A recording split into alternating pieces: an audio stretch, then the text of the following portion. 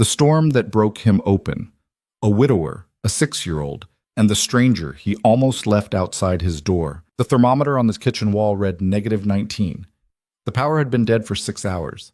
Adrian Cole held his 6-year-old son against his chest and felt the boy's lips, blue and cracking, brush against his neck. Outside, the blizzard screamed against the windows like something alive and hungry. And in the freezing hallway stood the woman he had barely spoken to in 4 months. The tenant renting his spare room, wrapped in a blanket, watching his son turn the color of winter. Adrian had one decision left to make, and he was already too late to make it well. If this story reaches your heart the way it reached mine while I was writing it, please take 1 second to hit the like button and drop the name of the city where you're watching from in the comments. I read every single one, and it helps me see how far this little story has traveled. Now let's begin. The first thing that went was the porch light. Adrian noticed it the way a man notices most things after 3 years of widowerhood. Late, and only because his son pointed it out. Mason was kneeling on the living room couch with his face pressed to the glass, tracing circles in the fog his breath left behind. The boy had been doing that for 20 minutes, narrating the storm the way 6-year-olds narrate everything, as if the weather needed a witness. Dad, the light went. Adrian looked up from the kitchen counter where he was trying to get a lid to seat properly on a Tupperware of leftover chili. The lid was warped. The Tupperware was warped. Everything in this house was warped in some small way, including him. What light, bud? The porch one, the yellow one. It went black. Adrian set the container down and walked to the window. Outside, the world had turned into something out of a bad dream. The snow wasn't falling so much as attacking, coming sideways, coming in sheets, coming like it had a personal grievance with Culver's Ridge, Iowa. He couldn't see the Tahoe in the driveway. He couldn't see the driveway.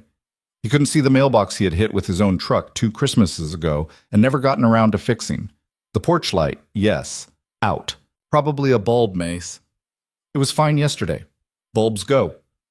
But even as he said it, the kitchen light behind him flickered, hummed, and then, with a small apologetic click, died. The fridge stopped its low chewing sound. The furnace, which had been running hard for 2 days, gave a long exhale and quit. The house went quiet in a way houses aren't supposed to be quiet. Dad? Yeah, I see. Dad, the TV? I see, bud. Adrian stood there for a second with his hand on the windowsill, doing the small math every parent does in small emergencies. Power's out. Storm's bad. Could be 15 minutes, could be 15 hours. He'd grown up here. He knew how Iowa winters behaved, and how they misbehaved. This one, the one they'd been calling Ellis on the news, was misbehaving. He walked to the hallway closet and pulled the string for the bare bulb. Nothing, of course. He felt around on the top shelf for the flashlight and found, instead, a tennis ball, a roll of duct tape, and a small plastic pony that had once belonged to Mason's mother when she was a girl. She had kept it her whole life. Adrian's fingers closed around it automatically, the way his fingers had been closing around her things automatically for 3 years. And he had to take a breath he didn't want to take before he could put the pony back and keep looking, the flashlight, when he found it was dead. Of course, he muttered. What, Dad? Nothing, bud. Hang on. He walked back into the kitchen, opened the junk drawer, pushed aside the birthday candles and the takeout menus and the permission slips he had meant to sign, and came up with a pack of AA batteries. He changed them out, clicked the flashlight on. A weak orange beam sputtered across the linoleum. Okay, Sati, he said, more to himself than to Mason. Okay, we're fine. He wasn't fine. He hadn't been fine in a long time. But he was the father, and the father says, okay, we're fine, and the 6-year-old believes it, and that's the deal. Upstairs, a door opened. Adrian heard it the way he heard everything Lila did, peripherally, like weather in another county. A soft click of a latch. A pause. The creak of the floorboard at the top of the stairs, the one he kept meaning to screw down. Mr. Cole? Her voice was quiet. It was always quiet. 4 months she had lived in his spare room, and he could count the full conversations they'd had on one hand with fingers left over. Power's out, he called back, not looking up. I know, my phone... She paused. My phone has no service either. Tower's probably down, lines get iced over, they snap. Is your son okay? That was the thing she did that he couldn't figure out. She never asked how he was. She always asked about Mason. And something about it, the way she pronounced your son instead of using the boy's name, like she hadn't earned his name yet, used to irritate Adrian in a low background way. Tonight, for some reason, it didn't. He's fine. Come down if you want. It's warmer down here for now. He heard her hesitate on the stairs. 4 months of hesitating on those stairs. Adrian had met Lila Bennett in August, when his sister had called him and told him in that tone sisters use that she'd found him a renter and he was going to say yes. Don't be an ass about it, Aid. She's quiet. She pays cash. She works nights at the diner. You won't even know she's there. And he mostly hadn't. She ate cereal over the sink when he wasn't home. She left for her shift at 4 in the afternoon and came back at 2 in the morning, boots in her hand, tiptoeing. She paid rent in envelopes pushed under his bedroom door on the 1st of every month. Cash, like his sister said. Always the exact amount, never a note. He knew she was 26. He knew she came from somewhere in Missouri she didn't like to name. He knew she had a scar on the back of her left hand shaped like a comma, and that once, in the summer, she had come down to the kitchen at midnight thinking he wasn't home, and he had been sitting in the dark, and she had startled so badly she had dropped a glass of water. She had apologized 12 times. He had counted. That was about the extent of what he knew about the woman now coming down his stairs in the dark. She appeared in the kitchen doorway holding her own flashlight, which was nicer than his. She was wearing sweatpants and 2 sweatshirts, one on top of the other, and her hair, which he had only ever seen pulled back for her diner shifts, was down around her shoulders in a way that made her look younger and somehow tireder. "Hi, Mason," she said. "Hi," Mason said back from the couch. The power died. "I noticed. My dad's gonna fix it." Adrian made a small sound that wasn't quite a laugh.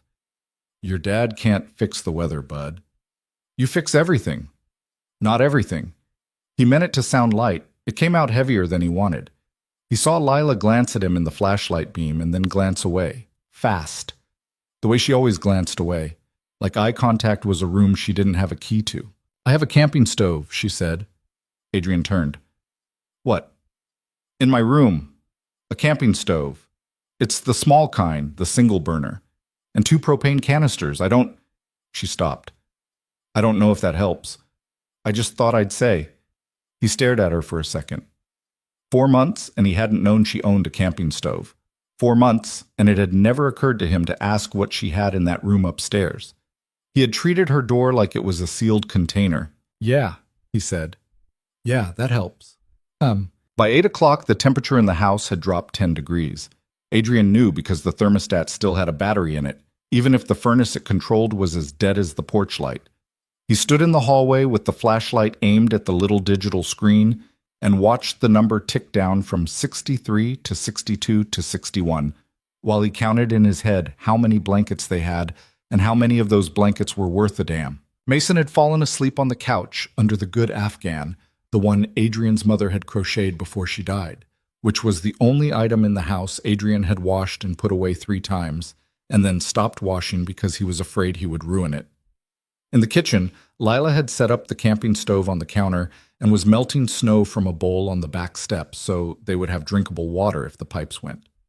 She worked fast and didn't talk. Adrian noticed, again, peripherally, that she knew what she was doing. "You've done this before," he said. She didn't look up. "Once or twice?" "Where?" "Around?" He let it go. He was too tired to fish. He walked into the living room and stood over his son for a long minute, watching the boy's chest rise and fall under the Afghan. Mason slept the way he did everything, hard with his whole self. One little fist was curled up against his cheek. A line of drool had made its way down to the pillow. He looked so much like his mother in that moment that Adrian had to close his eyes. "Don't," he told himself. "Not tonight. Not while she's in the kitchen. Not while the house is falling apart." When he opened his eyes again, Lila was standing in the doorway with 2 mugs. "Hot water," she said. "I didn't know if you wanted tea. I didn't want to assume." "Water's fine." She handed him the mug. Their fingers didn't touch. She was careful about that. He had noticed her being careful about that for 4 months and had never once thought about why. "Mr. Cole?" "Adrian." She blinked. "What?" Adrian, you've lived here 4 months. You can call me Adrian. Oh. She looked at the mug in her hand like it might have an opinion on this. Okay. You were going to say something. She glanced at Mason. I was going to say I don't think it's going to come back. The power. I heard on my radio before it died. They said the substation on the west side went down, and there's a second storm behind this one. They're telling people in Culver's Ridge to shelter in place, all night, maybe longer. Adrian took a slow breath. Yeah. You knew? I guessed. Why didn't you say? He looked at her, really looked at her, maybe for the first time since she'd moved in. Her face in the flashlight beam was thinner than he remembered. There were pale circles under her eyes that had been there a long time, maybe longer than 4 months. Because I didn't want him to hear, he said, nodding at Mason. And because saying it out loud makes it real, and I was trying to put that off for another hour. She nodded slowly like that was a thing she understood too well. I won't say it in front of him, she said. Thanks. They stood there a moment longer in the dark hallway, both of them holding mugs that were losing heat by the second. Adrian, she tried the name out. It didn't quite fit her mouth yet. There's something else. What? The pipes.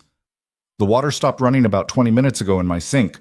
I think they're already freezing on the north wall. Adrian set his mug down on the little table in the hall, the one with the scratched top where Mason had once tried to carve his name with a butter knife. Okay, he said. Okay, I'll go look. I'll help. You don't have to. I know I don't have to. He looked at her for a second. She looked back at him, and this time she didn't glance away, and he wasn't sure what to do with that. Fine, he said. The north side of this house had always been the cold side. That was how it was built, the way old Iowa farmhouses were built, back against the prevailing wind, the tight side to the weather. Adrian's grandfather had built it in 1961 with his 2 brothers and a borrowed cement mixer, and Adrian had grown up in the bedroom on the south side, where the morning sun came in and the floor was never cold. The north side had the pantry, the mudroom, and the bathroom with the clawfoot tub his wife had loved. Adrian hadn't gone into that bathroom in 3 years unless he absolutely had to. Tonight, with Lila behind him holding the flashlight, he had to. The door resisted him when he pushed it. The air inside was 10 degrees colder than the hallway. He could see his breath hanging in the beam of light. Oh, Lila said softly. A thin sheen of ice had already formed on the inside of the window above the tub. The faucet on the sink had a small bead of water frozen at its tip, like a bead of sweat caught mid-drop. The pipe under the sink, the exposed one that ran along the baseboard, was furred with white frost. Yeah, Adrian said. Yeah, that's not good. Can we wrap it? I have old towels. Towels won't stop it freezing. They might slow it. Slower is better than now. He looked at her in the flashlight spill. Yeah, he said. Okay, go get them. She went. He crouched by the pipe and put his bare hand against it and pulled it away fast. It was cold enough to burn. In the back of his mind, under the emergency, under the exhaustion, a small voice said the pipes are going to go, and when they go, the whole north wall is going to be underwater, and you can't fix that without a plumber, and you can't get a plumber in a blizzard, and you... He stopped the voice. One thing at a time. That was the only way he had made it through 3 years, and it was the only way he was going to make it through tonight. Lila came back with an armload of towels, and behind her, a small shape in pajamas. Dad? Maze, buddy, why are you up? I heard you. I got cold. Adrian stood up. His knees popped. He took Mason's hand and felt, with a little jolt, how cold the boy's fingers already were. How long have you been cold, bud? I don't know. A while. Why didn't you say? You were busy. Something in Adrian's chest did a hard, ugly thing. You were busy. 6 years old, and he already knew not to interrupt his father when his father was busy. Jesus, what was he doing? Come here. He picked the boy up. Mason weighed almost nothing. Adrian pressed him against his own chest and felt the boy's hands find their way inside his flannel, like small cold animals looking for a den. Lila was watching them. Her face in the flashlight was doing something Adrian couldn't read. Adrian, she said. Yeah. Which room is warmest? He thought about it. The living room was biggest, which meant it was hardest to heat. The kitchen had the stove, but also had the largest window. His own bedroom on the south side was mine, he said. South side, small window. It'll hold heat longer than anywhere else in the house. She nodded. She didn't say anything else. She didn't have to. And there it was, the decision he had been avoiding for the last hour without even knowing he was avoiding it. He was going to have to put his dead wife's tenant, this quiet stranger who paid rent in envelopes and ate cereal over the sink, into the bedroom where his wife had slept, where his wife had died loving him, where he had not let another adult set foot in 3 years, because the alternative was letting his son freeze. Go get your stuff, he said to Lila. Anything warm, blankets, coats, all of it. Bring the stove. We'll set it up in the doorway so we can vent it. Adrian, I know what you're going to say. Don't say it. Just go. She went. Eat. He carried Mason down the hallway and into the bedroom he had shared with Kate. Nothing had moved in 3 years. Her robe was still on the hook on the back of the door. Her hairbrush was still on the dresser, tangled with a few of her honey-colored hairs that he was too much of a coward to pull out and throw away. Her side of the bed was still made with the hospital corners she had been so proud of, and his side was still a mess of unwashed sheets he changed only when Mason complained about the smell. He set Mason down on the bed. On Kate's side, he realized, because Mason always climbed onto Kate's side out of old habit and pulled the comforter up around the boy's shoulders. Dad. Yeah, bud. Is the lady going to come in here? Yeah. In Mom's room? Adrian's throat closed. Yeah, Mace. Okay. That was it. That was the whole objection. Okay. 6 years old and he could do what his father couldn't. He could let someone in. Adrian sat down heavily on the edge of the bed and rubbed a hand down his face.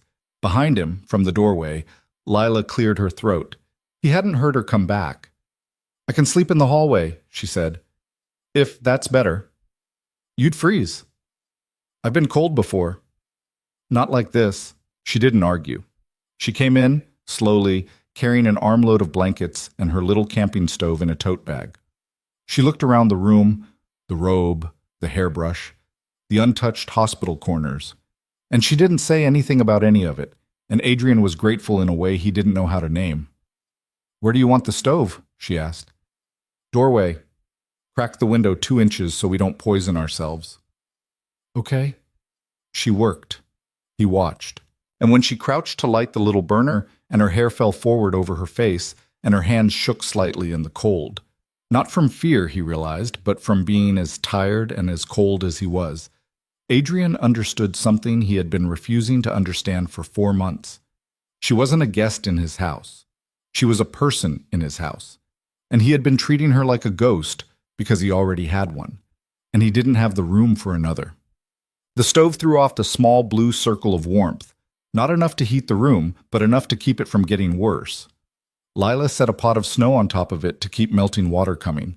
She moved around the small space carefully, like she was afraid of bumping into Kate's things. Adrian lay on the bed on his side, curled around Mason, who had fallen asleep again almost immediately. The boy was warmer now. His lips had gone back to the right color. Adrian kept one hand on his son's back, feeling the small even rise and fall, and with the other hand he pulled the spare blanket over Lila, where she sat on the floor against the wall with her knees pulled up. You can have the chair, he said quietly. The floor's fine. The chair's better than the floor. The chair is your wife's chair. She said it matter-of-factly, not as a judgment, not as a question. She had noticed. Of course she had noticed. The chair in the corner still had Kate's paperback on the seat, splayed open to the page she had been on the day she left for the store and never came back. Adrian was quiet for a long moment. Yeah, he said finally. Yeah, it is. I'll stay on the floor. He watched her in the blue light of the camp stove. She wasn't looking at him. She was looking at the floor between her feet. Lila. Yeah? How long have you known she was dead? A pause. Since the day your sister showed me the room. She told you? Not directly. She said the previous owner of the chair didn't use it anymore. I figured out the rest. You never said anything. It wasn't mine to say anything about. He let that sit. Outside the cracked window, the wind had found a new pitch, higher, thinner, the kind of wind that sounded like it was trying to get inside. The house groaned somewhere in its bones. A pipe, far away, made a sound like a knuckle cracking. Lila. Yeah. Thank you. For the stove. You're welcome. And for not... He stopped. For not making this weird. Being in here. She turned her head then, finally, and looked at him across the blue light. Her eyes were dark and tired, and he realized, not afraid. She should have been afraid. He was a man she barely knew, and she was sleeping on the floor of his bedroom in a blizzard, and she wasn't afraid of him. That was a kind of trust he hadn't earned. It's already weird, she said. I just didn't want to make it worse. He huffed a laugh he didn't mean to huff. Yeah, fair. She looked back at the floor. Adrian, yeah, can I ask you something? You can ask. What was her name? Nobody had asked him that in a long time. People in Culver's Ridge knew. They didn't need to ask. They stopped him at the feed store and in the post office and in the produce aisle and said, I was so sorry about Kate. And he said thank you, and they moved on, and her name was something that got said at him, not with him. Nobody had asked him her name in maybe 2 years. Kate, he said. Catherine. But she went by Kate. Kate. Yeah. Mason has her eyes. He almost couldn't breathe for a second. How did you know that? There's a picture on the fridge, the one from the pumpkin patch. His eyes are her eyes. Yeah, Adrian said, and his voice was not steady. Yeah, they are. Silence. The wind. The stove. I'm sorry, Lila said. About her. Thanks. And I'm sorry I'm in her room. Don't be. I asked you to come in. She would have asked you to come in. It's the kind of thing she did. He didn't know why he said that. He hadn't talked about Kate in the present tense. She would, in 3 years. It came out of his mouth before he could stop it, and once it was out, he realized it wasn't a betrayal. It was true. Kate would have walked out in the blizzard herself and dragged a half-dead stranger inside by the collar. Kate had been like that. Kate had been warm in a way Adrian had never known how to be. He felt, for no good reason, the hot sting of tears behind his eyes. He pressed his face into the top of Mason's head so Lila wouldn't see. She didn't say anything. She had the grace, at least, not to say anything. Well, they didn't sleep. Not really. They dozed in small broken pieces, the way people doze in disasters, surfacing every time the wind changed or the house made a new sound. Around 2 a.m, the pipe in the bathroom finally went. They heard it, a sharp crack, like a gunshot in a closed room. And then a long, slow hiss that turned into a trickle that turned into something worse. I'll go, Lila said, already standing. No, you stay with him. I'll find the shutoff. It's in the basement. You don't know where... I'll find it. Tell me where. He told her. She went. He heard her footsteps on the stairs, and then on the basement stairs, and then the long silence of someone feeling their way through a dark house by flashlight, and then, finally, the small, satisfying clunk of a valve turning and the hiss downstairs stopping. She came back up with her hair damp and her sleeves soaked to the elbow, and her hands shaking so hard she couldn't work the buttons on her sweatshirt. Hey, come here! Adrian swung his legs off the bed, careful not to wake Mason. He took her hands and rubbed them between his own. Her fingers were so cold they didn't feel like fingers. They felt like something he'd pulled out of a freezer. You're soaked. Some of it sprayed. Take the sweatshirt off. Take it off. I'll give you one of mine. You'll freeze. She hesitated. Then she peeled off the outer sweatshirt. Underneath, the second one was dry. He handed her the flannel he'd been wearing over his undershirt, and she pulled it on over the dry sweatshirt, and it swallowed her, and for a second she looked so small in his flannel that something in him twisted that he didn't want to examine. Sit down, he said. By the stove. Get the blood back. She sat. She was still shaking. Adrian? Yeah. I want you to know I'm not trying to... I know. You don't know what I was going to say. I do. She looked up at him. Her hair was dripping onto his flannel. Her eyes were huge in the blue light. Okay, she said quietly. Then you know. He sat back down on the edge of the bed next to Mason. He looked at her across the tiny blue circle of the stove. He thought about how 4 months ago she had been nothing to him, and how 3 hours ago she had been barely something, and how now, at 2 in the morning, with a broken pipe somewhere in the dark, and his son breathing evenly under his hand, she was the only other conscious adult in the world, as far as he could tell. He said, "Why did you come here, Lila?" She didn't answer right away. "Your sister needed a tenant," she said, "and I needed a town that wasn't the one I was in." "That's not an answer."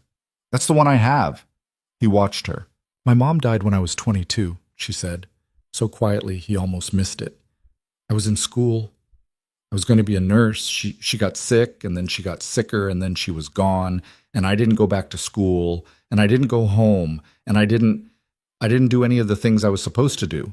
I just stopped. I worked at a bar, then I worked at a diner, then I worked at another diner. Then your sister found me at the diner here and said there was a room, and I said, okay." "Lila, I'm not telling you that because I want you to feel bad for me. I'm telling you because you asked, and I owe you an answer. I've been running for 4 years, and your house is where I stopped. I don't know why it was yours, it just was." Adrian was quiet a long time. "I had a fight with her," he said finally. Lila looked up. "With Kate?" The morning of the accident. "We had a stupid fight about nothing, about whether Mason was old enough to have a phone for emergencies. I said no. She said yes. She said I was being paranoid. I said she was being reckless. She left the house mad. She went to the store mad. The roads were bad, and she was mad, and a truck hit her on the county road, and she—" His voice broke. He hadn't said this out loud to anyone, not his sister, not the grief group he'd gone to twice and stopped going to, not the therapist Kate's mother had paid for that he'd ghosted after 3 sessions. He had not said this out loud to any living person in 3 years. "She didn't die right away," he said.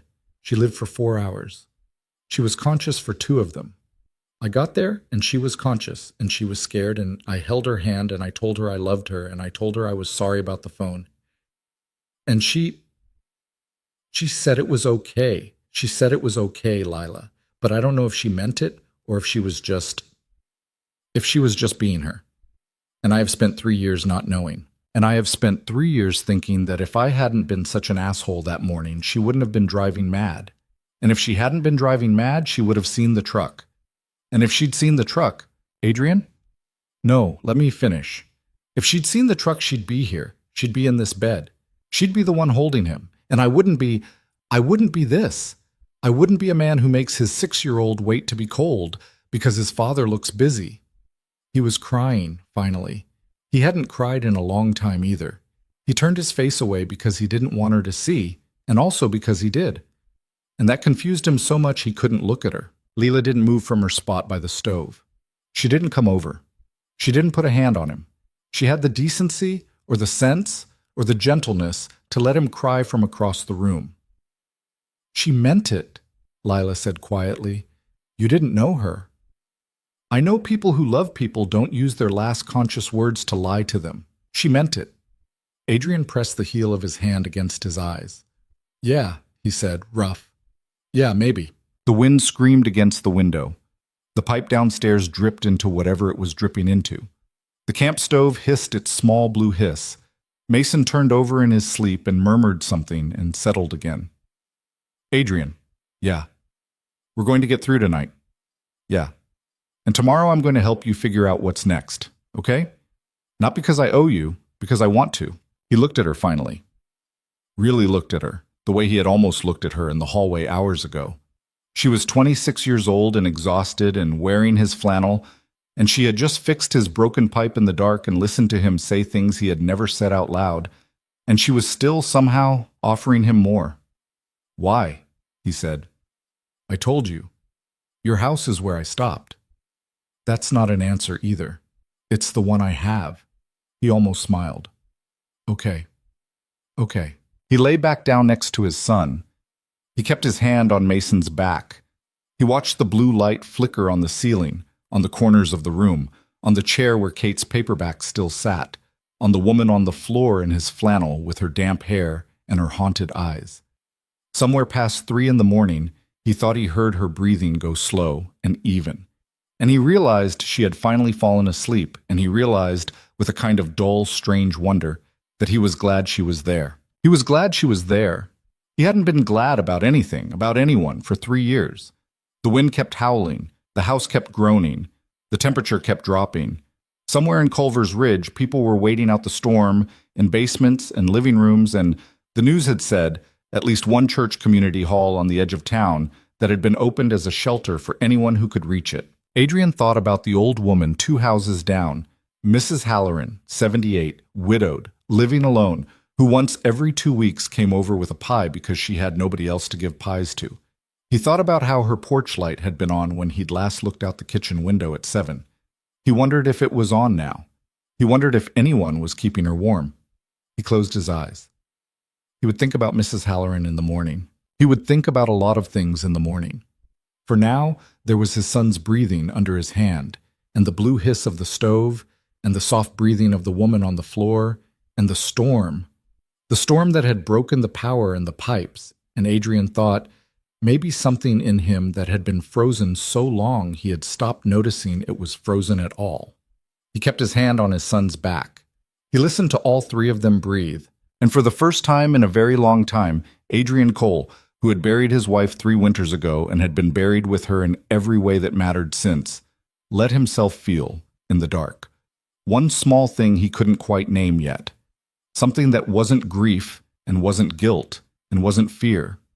Something closer, maybe, to not being alone. Morning came without announcing itself. There was no sunrise, not really. The sky just slid from black to a bruised gray, and the storm kept doing what the storm had been doing all night, which was erasing things. Adrian woke up because Mason's elbow was in his ribs, and because the air in the room had the particular stillness of a place where a small fire had gone out. He opened his eyes and looked at the camp stove in the doorway and saw that the blue flame was gone. Lila, she was already awake. She was sitting on the floor with her back against the wall, exactly where she'd been at 2 in the morning, except now she had the second propane canister in her lap, and she was turning it over in her hands like she was trying to figure out how much was left by weight. "It died about 20 minutes ago," she said quietly. "I wanted to let you sleep." "How long have you been awake?" "A while." "Lila." "A couple hours." He sat up. Every bone in his body complained. His back, which had been bad since he'd thrown it out, lifting a transmission at the shop 8 years ago, made a sound he didn't like. The cold had gotten into his joints and taken up residence there. "How's the canister?" "Half, maybe. I don't want to use it unless we have to. If we burn through both of them before the power comes back, we've got nothing." "Yeah." He looked down at Mason. The boy's cheeks were pink, which was good. His breathing was even, which was better. Adrian put his palm on his son's forehead and felt, for the first time all night, warmth that wasn't borrowed. "He made it," Lila said. "Yeah." "You did too." Adrian didn't answer that. He swung his legs off the bed and put his feet on the floor and felt the cold come right through the socks he'd slept in. He stood up too fast and had to grab the bedpost for a second while his head decided what it wanted to do. "When did you eat?" Lila asked. "What?" "When did you last eat something?" He thought about it. He'd had half a sandwich at the shop around 11 the morning before, when his mechanic Ray had brought him a Cuban from the deli and stood over him until he'd eaten part of it. He'd thrown the rest in the break room trash. "Yesterday, I guess." "I'm going to heat some water. There's instant oatmeal in my room.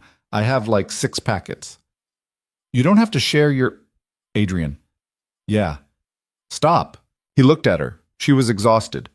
Her hair was flat on one side from sleeping sitting up. His flannel was still on her, and it looked in the gray morning light even bigger on her than it had at 2 in the morning. She looked like a person who had been running for 4 years and had finally been allowed to sit down. "Okay," he said. "Thank you." "Don't thank me for oatmeal." "I'll thank you for whatever I want." Something almost like a smile passed across her face and was gone so fast he wasn't sure he'd seen it. "I'll make coffee if I can figure out the filter situation," she said. "You have a French press?" Kate had one. "Where is it?" "Cupboard above the stove, left side." She got up slowly, the way people get up when they've been on a cold floor for 8 hours. Her knees cracked. She made a face at them, like they'd personally offended her, and then she took the dead canister off the stove and went downstairs with it. Adrian sat on the edge of the bed and listened to her moving around in his kitchen. It was a sound he hadn't heard in 3 years. Not a bad sound, just one he'd forgotten was a sound. Mason woke up slow. He woke up the way he always did, by burrowing deeper into the blankets first and pretending not to be awake, and then by suddenly sitting up all at once like a cartoon character noticing something. "Dad?" "Morning, bud." "The power come back?" "Not yet." "Is Lila still here?" "She's downstairs making oatmeal." "Good." Adrian looked at him. "Good?" "Yeah." Mason rubbed his eyes with both fists. "She's nicer when she's not hiding." "What do you mean hiding?" "She always goes in her room fast, like a mouse. I told Rylan at school she was like a mouse." "Who's Rylan?" "My friend. The one with the scar." Right. The scar one." Mason yawned and reached for him. Adrian pulled the boy into his lap and felt, with a stupid gratitude, how warm he was. Fever was the wrong kind of warm, and cold was the wrong kind of cold, and regular warm was a thing a father could stop worrying about for 10 seconds. "Dad." "Yeah." "Is Mrs. Halloran cold?" Adrian went still. "What made you think of her?"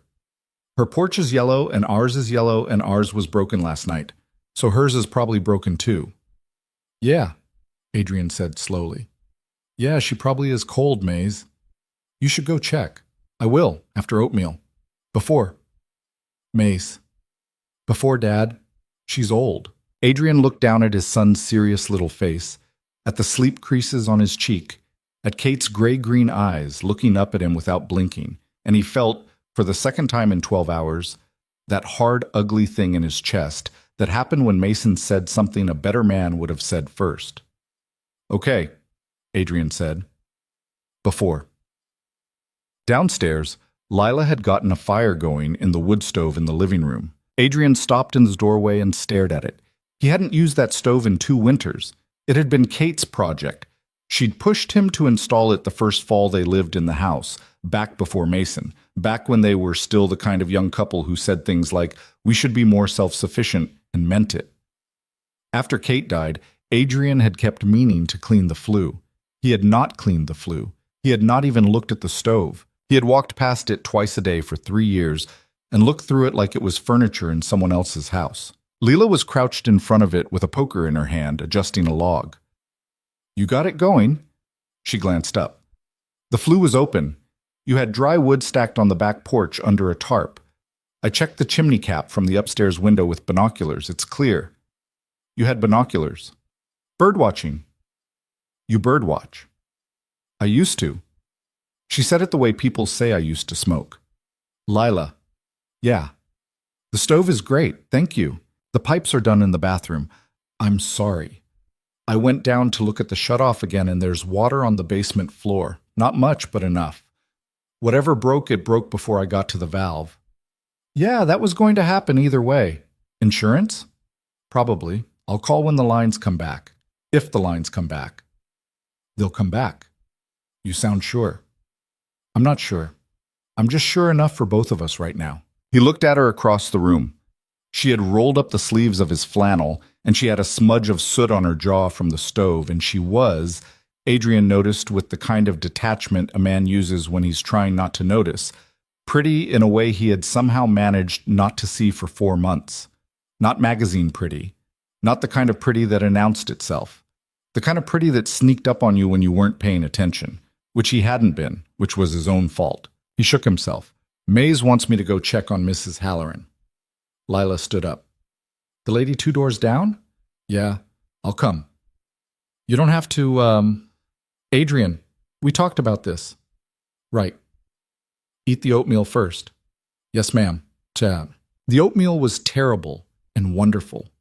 It was the kind of instant oatmeal that came with too much brown sugar and too little substance, but it was hot, and it was food, and Adrian ate his sitting on the living room floor in front of the stove with Mason curled up against his side. Lila sat cross-legged on the other side of the stove with her bowl in her lap. None of them talked much. The storm outside had eased from a scream to a moan, but it was still coming down hard, and the windows were still white, and the world outside the house was still, essentially, gone. "How old is Mrs. Halloran?" Lila asked. 78, 79 maybe. I keep forgetting. Alone? Her husband died before Mason was born. Her son's in Phoenix. He comes out twice a year. Does she have a generator? She has a kerosene heater she forgets to fill. Her son got it for her 2 Christmases ago. I know because he sent me $50 to help her set it up, and I forgot to do it until March. Adrian? I know. You set it up in March, though. I set it up in April. I'm not a saint. Lila almost smiled again. She did that thing where her mouth went up on one side and her eyes didn't quite commit. What? Adrian said. Nothing. I've just never heard you say that many words in a row. That's so. Yeah. I'll try to dial it back. Don't. He looked at her over Mason's head. She held his eyes for a beat longer than she ever had before, and then she looked down at her bowl, and the moment, whatever it had been, closed. Okay, Adrian said. Let's go get her. Getting dressed to go outside took 20 minutes, which in a normal winter would have taken 2. Adrian layered Mason up in long johns, 2 pairs of socks, snow pants, a turtleneck, a fleece, and the blue down jacket Kate's mother had sent last Christmas, along with a balaclava that made the boy look like a very small bank robber.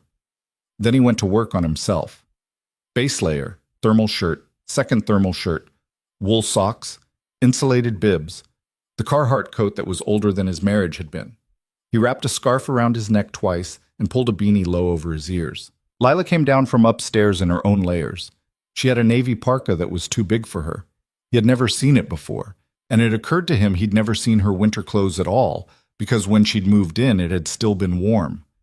Her boots were work boots, scuffed and worn, not the kind of boots a woman buys for looks. He filed that away. You have goggles? He asked. No. Take Kate's. Top shelf of the coat closet, the green ones. She hesitated. Lila. I don't want to. They're goggles. They don't have feelings. Put them on. She got them. She put them on. They fit her because Kate had had a small face and Lila had a small face, and Adrian looked at her in Kate's ski goggles and Kate's green hat, which he hadn't even seen her take, and his chest did that thing again, the one he kept not examining, and he looked away fast. Dad. Yeah, bud. Can I come? No. But, Maze, no. You stay by the stove. You keep adding wood the way Lila showed you. Small pieces, not big ones. We'll be back in half an hour. What if you're not? Adrian crouched down so he was at Mason's eye level. I will be. But what if? Mace. Dad? Adrian held his son's face between his gloved hands. Mason Cole, listen to me. I will be back in half an hour, and Lila will be back with me, and then we will all eat something that isn't oatmeal. Deal? Mason's lower lip wobbled. He nodded. Deal. Love you. Love you. Adrian stood up.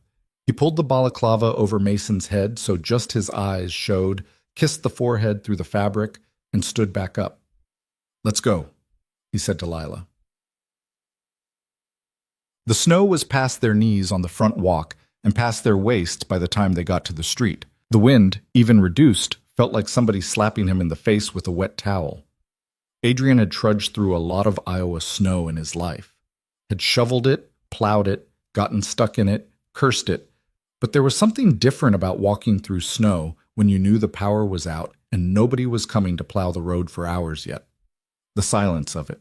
No trucks in the distance, no dogs barking. Just the wind and the squeak of his own boots, and Lila breathing beside him through the scarf she'd pulled up over her mouth. Mrs. Halloran's house was 2 doors down, which under normal circumstances was 40 seconds of walking. It took them 15 minutes. Halfway there, Lila went down. Lila, I'm fine. Your leg went somewhere. I'm fine, Adrian. I'm up. Go. He watched her pull herself out of the drift. The drift had swallowed her to the hip. She didn't complain. She didn't swear. She got her leg back under herself, planted her boot, and came on. He'd known men who would have cried in that drift. He filed that away too. Mrs. Halloran's porch light, of course, was off. Her porch itself was half buried. The screen door was bowed outward from the weight of the snow against it, and the main door behind it was the dark kind of dark that told you there were no candles lit inside. Adrian pounded on the door. Mrs. Halloran! It's Adrian from down the street! Nothing. Mrs. Halloran! Lila came up beside him. The door locked? He tried the knob. It turned. He looked at Lila. She looked at him. She never locks it, he said. She's 90% sure the Lord is going to protect her from burglars, and 10% sure she's going to fall in the kitchen and need someone to be able to come in and find her. Lila nodded. She didn't say anything about that. Something in his language maybe had caught her, and she let it go. Mrs. Halloran, Adrian called again, pushing the door open. It's Adrian. I'm coming in. The inside of the house was colder than the outside, which was the worst thing a house could be. It meant the cold had been there for a while. It meant no fire, no stove, no heat of any kind, for hours. Mrs. Halloran? A thin voice from the back. In here. They followed it. Through the front hall with the framed embroideries on the walls and the runner rug that smelled like cedar. Through the kitchen with the yellow linoleum and the dish drying rack. To the back of the house, to the small den where Ellen Halloran was sitting in her recliner under 3 quilts with a flashlight in her lap and a novel in her hand, and her breath making small white clouds in front of her face. Oh, she said, squinting up at them. Oh, it's Adrian, and I don't know you. This is Lila, Adrian said. She lives with me. Mrs. Halloran's eyebrows went up. Does she? Not like that. Mrs. Halloran, it's too cold in here. I know it, honey. I've been working my way up to getting out of the chair. How long have you been in the chair? Since last night. Lila and Adrian looked at each other. Have you eaten? Lila asked. I had some crackers. When? Yesterday. Supper. Mrs. Halloran, don't start, honey. My son calls every hour to start.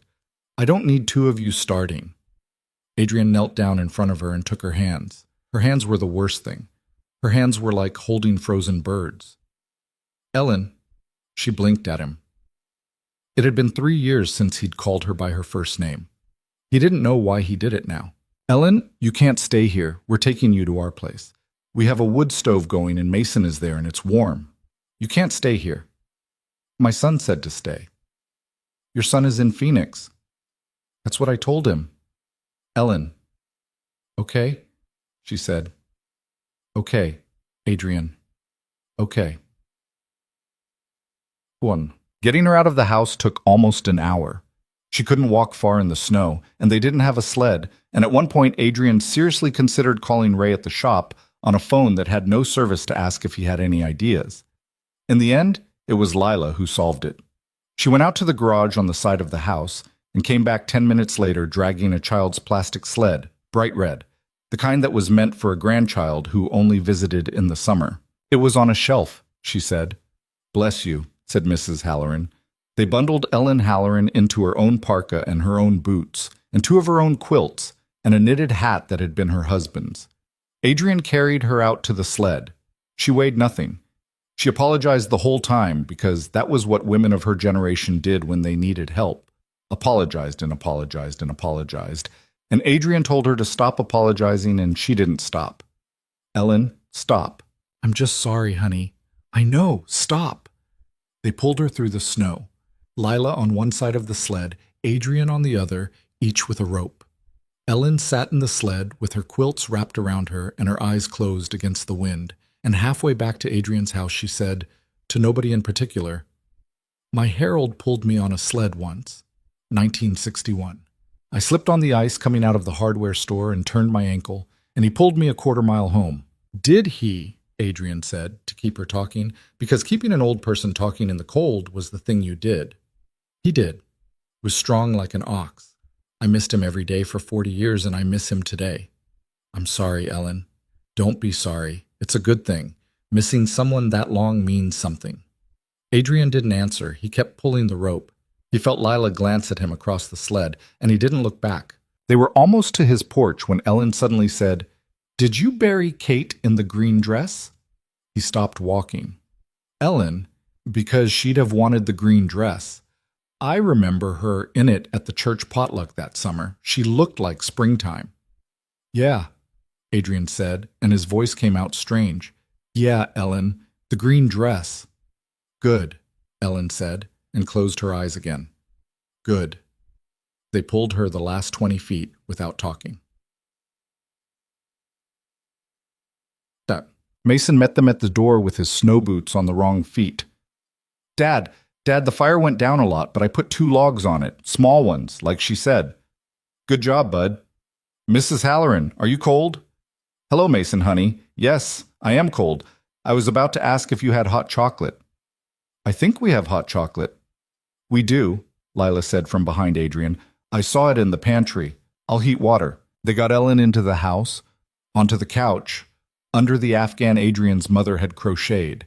She shook for a long time, and then she stopped shaking, and she drank the hot chocolate Lila made her, and she closed her eyes again. And around 1 o'clock in the afternoon, she fell into the kind of deep, hard sleep that old people fall into when they've been on the edge of something and somebody pulled them back. Adrian stood over her for a minute, watching her breathe, making sure her breathing was what it should be. He was aware of Lila watching him from the kitchen doorway. When he came into the kitchen, she was washing out the mug. You scared me, he said quietly. She looked up. When?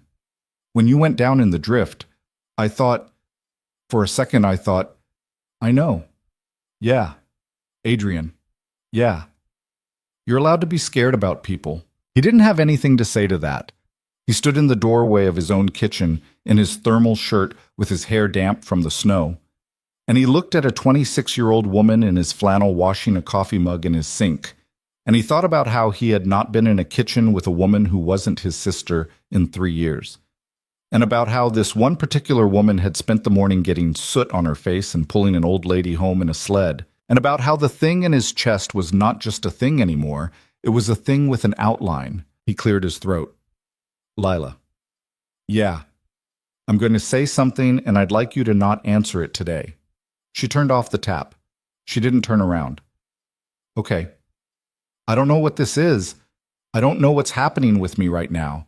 I don't want you to think I'm... Adrian, let me finish. Okay. I'm not making a pass at you. I'm not that stupid. I just wanted to say out loud once that you being here matters. That it has mattered. Since last night and since this morning and all of it. I don't know what to do with that yet. But I didn't want the sun to go down again on me, pretending I didn't notice. He waited. She didn't turn around. She stood at the sink with her hands on the edge of it and her shoulders very still. Okay, she said finally. Okay? You said not to answer today. I'm answering okay. That's all you're getting. He almost laughed. He almost didn't know why he almost laughed. He walked back into the living room and sat down on the floor in front of the wood stove. And Mason came and sat in his lap, and Mrs. Halloran snored gently on the couch. And outside the storm was finally beginning to lose its mind about whatever it had had its mind made up about.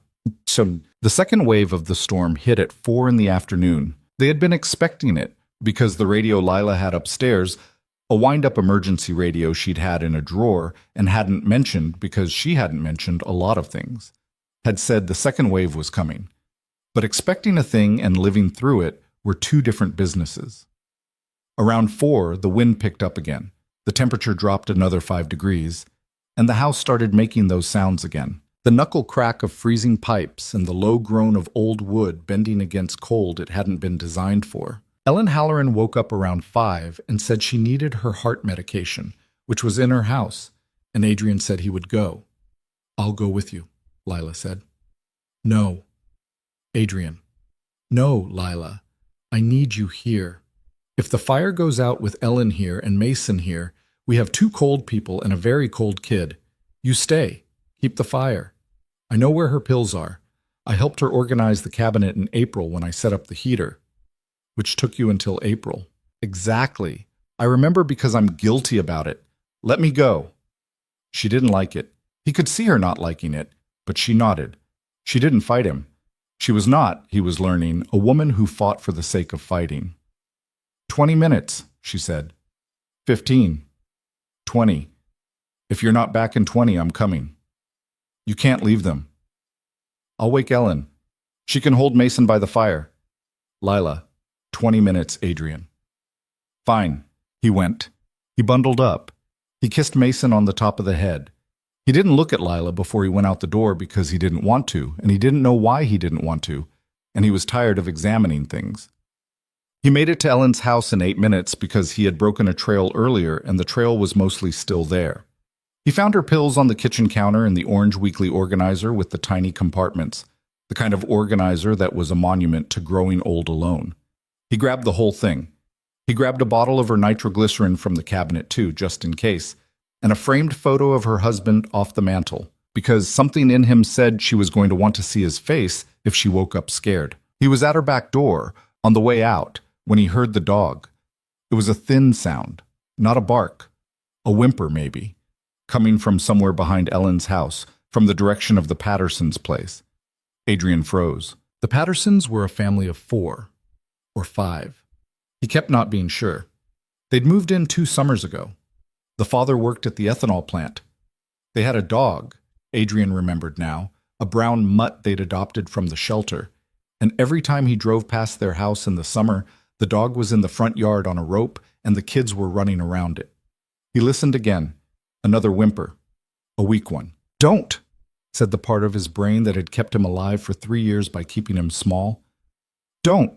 You have a kid. You have an old lady. You have a stranger in your house waiting 20 minutes. Don't!" He looked at his watch. He had spent 9 minutes already. He had 11 left before Lila came out in the storm looking for him. He looked in the direction of the whimper. "Oh, damn it," he said out loud. He went. The Pattersons' house was dark. Not power-out dark. Nobody home dark. There was no car in the driveway and no prints in the snow except the ones slowly getting filled in. They had evacuated. Somewhere in the last 18 hours, they had gotten out. Maybe to family. Maybe to the shelter at the church hall that the radio had mentioned. And they had left the dog. Not on the rope, at least. The rope was coiled on the porch. But they had left him. Adrian could see him through the glass of the side door. A brown shape curled in the kitchen, on a pile of blankets that someone had at least had the decency to throw down. The dog lifted his head when he saw Adrian. His tail moved once, twice, a slow thump. Adrian tried the door. Locked. He tried the front door. Locked. He stood on the porch with his gloved hands on his hips and thought about his options and didn't like any of them. Then he took the butt of his flashlight and broke the kitchen window. The glass was old and it gave easy. He reached through, careful of the edges, and flipped the latch. He got the window up. He got himself through the window, which was not easy, because he was a big man in a big coat, and he landed on the kitchen floor on his hip in a way that was going to cost him later. The dog whimpered again. "Hey, buddy, hey, easy." He crawled over. The dog was bigger up close than he'd looked through the window, maybe 60 pounds. Some kind of lab mix with long ears and gray around the muzzle. He was old. Older than the kids in the yard had made him look. And he was weak. His water bowl was empty. His food bowl was empty. He was lying on the blankets because he couldn't get up. Adrian put his hand on the dog's side. He felt ribs. He felt the dog's heart going fast and thin. "Okay, pal," he said. "Okay. We're going to figure this out." He looked around the kitchen. There was a counter. There was a half-finished cup of coffee on it from yesterday, frozen solid. There was a note on the fridge in a child's handwriting. "By Rusty, we love you." And Adrian read it, and his throat did something he did not have time for. Rusty, right. Rusty, come on. He got his arms under the dog. The dog let him. The dog was past protesting. Adrian stood up with 60 pounds of old lab in his arms and realized he was going to have to go back out through the front door, which was locked from the inside, which meant unlocking it with one hand while holding the dog, and also that he had burned through probably 6 minutes inside this house and was now seriously behind schedule. Lila was going to kill him. Lila was going to come out in the storm and kill him. He got the door open. He got out on the porch. He stood there with Rusty in his arms and the wind hitting him, and the snow coming down harder than it had come down all afternoon. And he thought about the walk back, and he thought about his watch. And he thought about Mason, who had asked, "What if you're not?" and believed him when he said, "I will be." "Okay, Rusty," he said out loud. "We're going to do this fast." He went. But Lila was on the porch when he came up the walk. She had her parka on. She had Kate's green goggles pushed up on her forehead. She had a broom in her hand. Not as a weapon, just as something to hold, which was what a person did when a person didn't know what to do with their hands. And she was standing on the porch with the door cracked behind her, and she was watching down the street for him, and the moment she saw him, she made a sound he couldn't quite hear over the wind. "You're 24 minutes," she said when he got close. "You said 20. You're 24. I know." "Adrian, I know, Lila. I'm sorry. Is that a—" "It's a dog. It's a dog. It's the Pattersons' dog. They left him. The house is empty. He was going to die." She stared at him. "Come inside. Come inside right now." "Yeah. Right now." I am. She held the door open. He went in. He stood in his own foyer with a half-dead dog in his arms and snow melting off him onto the floor, and Mason, who had been on the rug in front of the stove, stood up and said, with the enormous dignity of a 6-year-old, "Dad, you got a dog. I got a dog." "Whose dog?" "His name is Rusty. He was alone. I'll explain later." "Can we keep him?" "Mace? Can we keep him?" "We'll see." Ellen Halloran, from the couch, said, "Oh, that's Florence Patterson's dog. Florence Patterson left 3 days ago to stay with her sister in Des Moines. She must have thought someone in the family was coming to get him." "Well," Adrian said, setting Rusty down on the rug in front of the stove as close to the heat as he dared without cooking the dog. "Nobody came." "Nobody came," Ellen agreed. "That's a shame." "Yeah." Lila was already moving. She went into the kitchen and came back with a bowl of water. She set it down in front of Rusty's nose. Rusty lifted his head 6 inches, got his tongue into the bowl, and drank like he hadn't drunk in a week, which he probably hadn't, or close enough. "Easy," Lila said softly, putting her hand on his shoulder. "Easy, pal. Slow." Rusty drank slower. Adrian sat down on the floor next to them. He didn't take off his coat. He just sat. He was aware of Mason crowding in against his side, and of Ellen on the couch with her organizer of pills in her lap, and of Lila crouched over the dog with her hand gentle on its fur, and of the fire doing what fires did, and of the storm outside doing what the storm was doing. "Adrian," Lila said, not looking up. "Yeah. Don't ever do that again." "Do what?" "Come back 4 minutes late and don't tell me why." "Yeah, okay." "I mean it. I know you mean it. Okay." She looked up at him finally. Her eyes were shiny, not crying shiny, something else, something he was going to have to think about later when he had the capacity. "I found something while you were gone," she said, "in the basement. I went looking for an extension cord. There's a crawl space behind the water heater. Adrian, there's a kerosene heater back there, a good one, big, with 3 full cans of fuel next to it. That's not mine. I know it's not yours." "Kate," he said. "Yeah, probably." "She didn't tell me." "Of course she didn't tell you. She was storing it for a day like today." He closed his eyes for a second. "That sounds like her." "Yeah? Yeah, that's exactly the thing she'd do. She used to hoard bottled water. We used to fight about it. I called her paranoid, and then he stopped. And then she died, and I remembered every single fight I'd called her paranoid about." "Adrian, I know. It's fine, yeah, that sounds like her." He opened his eyes. Lila was watching him. Mason was watching him. Even Ellen, from the couch, was watching him, in the way old women watch a grown man coming apart in small increments. "So," Adrian said, clearing his throat, "so we have heat, real heat, if we need it." "We have heat? Okay. You found the thing," he said. "That was the thing we needed, and you found it." "I got lucky." "You didn't get lucky. You went looking." She didn't answer that. Adrian looked down at the dog, who had fallen asleep with his chin on Lila's boot. He looked at his son, who had his small, cold hand on the dog's ear, already claiming it. He looked at Ellen Halloran, who had fallen half asleep again with the organizer in her lap. He looked at the fire, and then he looked at Lila. She was still crouched there on the rug, one hand on the dog, her hair coming loose from the knot she'd put it in, soot on her jaw and melting snow on her shoulders, and a stranger's flannel under her own parka. And she was looking back at him the way she had looked at him in the doorway of the kitchen at 2 a.m, when she'd said, "It's already weird. I just didn't want to make it worse." He said quietly, so Mason wouldn't hear, I didn't understand what you were doing here. For 4 months, I didn't understand. She said quietly back, I didn't either. And now? Now I'm holding your dog. He laughed. He actually laughed, a short, startled sound that came out of him without his permission. Ellen opened her eyes briefly and said, About time, and closed them again. And Adrian didn't know what she meant by that. And also, he realized, he did. The second wave of the storm got worse all evening. They set up the kerosene heater in the middle of the living room with the window cracked for venting. It threw heat like a small sun. They moved Ellen's couch closer. They made a nest of blankets on the rug for Mason and Rusty, and Mason fell asleep before 7 with one arm around the dog's neck and the dog's chin on his stomach, and neither of them moved for 3 hours. Adrian went upstairs at some point to get a book.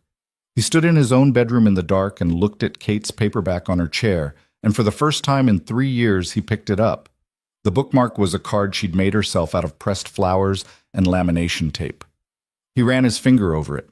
He put the book in his coat pocket. When he came back downstairs, Lila was sitting on the floor by the heater with her back against the couch. Ellen was asleep sitting up, the way old women slept when they didn't trust being lying down. Mason was snoring softly into Rusty's fur. Hey, Adrian said quietly. Hey! He sat down next to Lila, not touching, close enough that their shoulders were in the same warm pool of air. What were you upstairs for? He pulled the paperback out of his pocket. Her book. I picked it up. Lila looked at the book. She didn't reach for it. What was she reading? A mystery. I don't remember the title. She read a lot of mysteries. She said detective novels were calming. Were they? For her, yeah. Not for you? I never read them. I read like tractor manuals. She smiled. A real one this time. Adrian. Yeah. Thanks for not making me eat dinner alone tonight. We haven't had dinner. That's a word for it. He looked at her sideways. She was looking at the heater. The orange light washed across her jaw and made her look younger and older at the same time, the way firelight does to people. Lila. Yeah. This is the longest conversation we've had in 4 months. I know. I'm sorry it took this long. It didn't take this long. You weren't ready. There's a difference. He was quiet for a while. Will you still be here after this? When it's over? When the power comes back? When Ellen goes home and Rusty? I don't know. When Rusty figures out whose dog he is now? Will you still be here? She looked down at her hands in her lap. She said, Do you want me to be? He watched his son breathe. He watched Ellen breathe. He watched the dog breathe. He listened to the storm do whatever the storm was doing outside, and he thought about the paperback in his coat pocket and the pressed flowers in the bookmark and the woman in his flannel sitting next to him. Yeah, he said. Yeah, I think I do. She didn't answer right away. She picked at a loose thread on the cuff of the flannel. She took a breath like she was about to say something and then let it out again. Okay, she said finally. Okay? You said not to answer today. That was this morning. Same day. Lila. Tomorrow, Adrian. Okay? Okay. The fire popped. The heater hissed softly. Somewhere upstairs a pipe made a small, sad sound of giving up. Outside the wind was shifting, the way Iowa wind shifted when a storm was finally getting ready to let go. It wasn't done yet. It had a lot of damage left to do, to the house and to the town, and to the road the plows were going to take 2 more days to clear. But sitting there on the floor in front of the kerosene heater, with a borrowed dog and an old neighbor and a sleeping son and a woman, he was just beginning to actually see. Adrian let himself feel, for the first time since Kate had left for the store 3 winters ago, the small and unfamiliar shape of tomorrow. Not hope, exactly. He wasn't brave enough for hope yet. But something like the room where hope might eventually come to live. He closed his eyes. He didn't mean to sleep. He slept anyway. And when Lila, sometime after midnight, pulled a blanket up over his shoulders without waking him, he didn't know she'd done it, but he slept warmer the rest of the night because of it. He woke up to the smell of something burning, and for a second, in the bleary space before his brain caught up to itself, he thought the house was on fire. It wasn't. It was toast. Lila had found the cast iron pan and was making something that had gotten away from her on the kerosene heater, and she was standing over it in his flannel with a dish towel in one hand, cursing softly in a way he hadn't heard her curse before. Damn it, damn it, damn it, damn it. Adrian sat up. The blanket she had pulled over him at some point in the night slid into his lap. He looked at it for a second, at the plaid wool one that had been on the back of the couch for years, and then he looked at her. What are you doing? Breakfast. On the heater. You got a better idea? Maybe. Then I'm open. He got up. Every joint told him about it. He went over and looked at the pan. It had 2 slices of bread in it, both of them black on one side and raw on the other, and a third slice that had given up entirely and was now part of the pan. Yeah, that's dead, he said. I know it's dead, Adrian. Thank you. There's a stove in the garage, propane, the camping one, the 2-burner. I used it for turkey frying in the yard. It's bigger than yours. Lila stared at him. You have had a turkey fryer stove this whole time. Yeah. In the garage. Yeah. Adrian Cole. I know. I have been melting snow on a 1-burner backpacking stove for... I know, Lila. I forgot it was there until right this second. You forgot. I haven't been in the garage since November. I don't go in there. Kate used to organize it after I stopped going in there. Lila's mouth closed. The anger in her face slid down into something gentler, the way anger did in people who had been grieving themselves. Oh, she said. Yeah. Okay, well, go get it. I'll go get it. And take Rusty out. He's been holding it since 4 in the morning and he keeps looking at me. How do you know he's been holding it since 4 in the morning? Because he got up and went to the door, and I took him out. And it was snowing sideways, and he took 3 steps onto the porch and turned around and said no. He said no. In dog.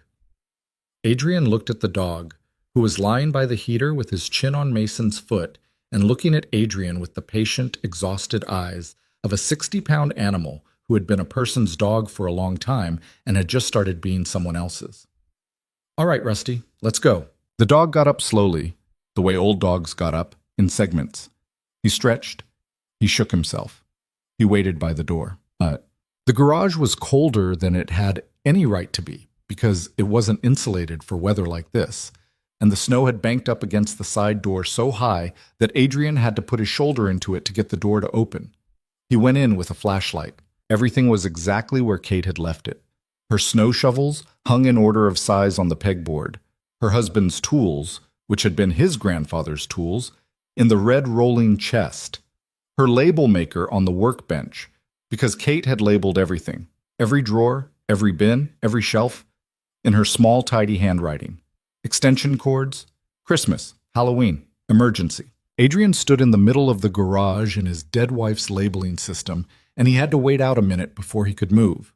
The stove was on the shelf above the workbench, right where he'd left it on Thanksgiving 2 years ago. He got it down. He got the propane tank out from the bin labeled grill fuel. He checked the tank by shaking it and heard sloshing, which was what he wanted to hear. On his way out, Rusty having done his business against the side of the shed, Adrian saw, on a shelf near the door, a plastic tub labeled in Kate's handwriting, Mason, 5 and up. He stopped. The tub was dusty. It had been sitting there for 4 years since Kate had set it up, probably, thinking ahead the way Kate had thought ahead about everything. He pulled it down. He opened the lid. The inside was a set of kid-sized cross-country skis, a snow saucer, a sled harness for a dog, still in its packaging, a pair of small mittens with reindeer on them, new, tags on, and taped to the inside of the lid a note in Kate's handwriting, which he would have known in the dark. For Mace, when he's big enough. Don't wait too long to use this stuff, Aid. Winters are short and kids are only small once. He held onto the side of the shelf with his free hand for a minute. Then he closed the tub. He left it on the shelf. He carried the stove and the tank back to the house. He did not tell Lila about the tub, not because he was hiding it from her. He just needed to carry it alone for a while first, the way you carry certain things alone before you can carry them with anyone else. The propane stove changed everything. By 8 o'clock, they had real coffee, real eggs, and real bacon, because it turned out Kate had kept a freezer in the basement that had stayed cold enough through the outage to preserve, and Adrian had dragged a package of bacon up from it the night before, and Lila had wrapped it in a dish towel with a jar of snow to keep it cold. Ellen Halloran woke up to the smell of bacon and said, "Oh, praise," which was the closest thing to a prayer Adrian would hear her say that day. And Mason woke up 10 seconds later with the awful instinct of children everywhere and came padding out of the blanket nest in one sock. Rusty came with him, already a unit. "Bacon," Mason said, stunned, the way children get stunned by bacon. "Bacon," Adrian confirmed. "Is the power back?" "No, Bud, but we have a better stove now." "Why didn't we have the better stove yesterday?" "Because your dad's an idiot." "He's not an idiot," Lila said, without looking up from the pan. "He was grieving." She said it matter-of-factly, like she was passing the salt, like it was a fact about the weather. Adrian, who had been reaching for the coffee, stopped reaching for the coffee. Mason, who was 6 and missed nothing, looked from his dad to Lila and back to his dad. "What's grieving?" he asked. "It means missing someone a lot," Lila said quietly. "For a long time." "Oh." Mason thought about that. "Like Mom." "Like Mom," Lila said. "Okay." That was it. That was the whole conversation. Mason sat down on the rug with his sock on and his other foot bare and accepted a piece of bacon from the pan with the cool aplomb of a man at a diner, and Rusty lay down next to him and did not beg, because Rusty had been someone's dog for too long to beg. And Ellen on the couch accepted a plate from Lila and said, "This is a civilized thing. This is a civilized thing you're doing." Adrian sat down on the floor next to Lila. He said very quietly, "Thank you." She said without looking at him, "For what?" "For saying it like that, to him." "It's what it is. Yeah." "You want eggs?" "I want eggs."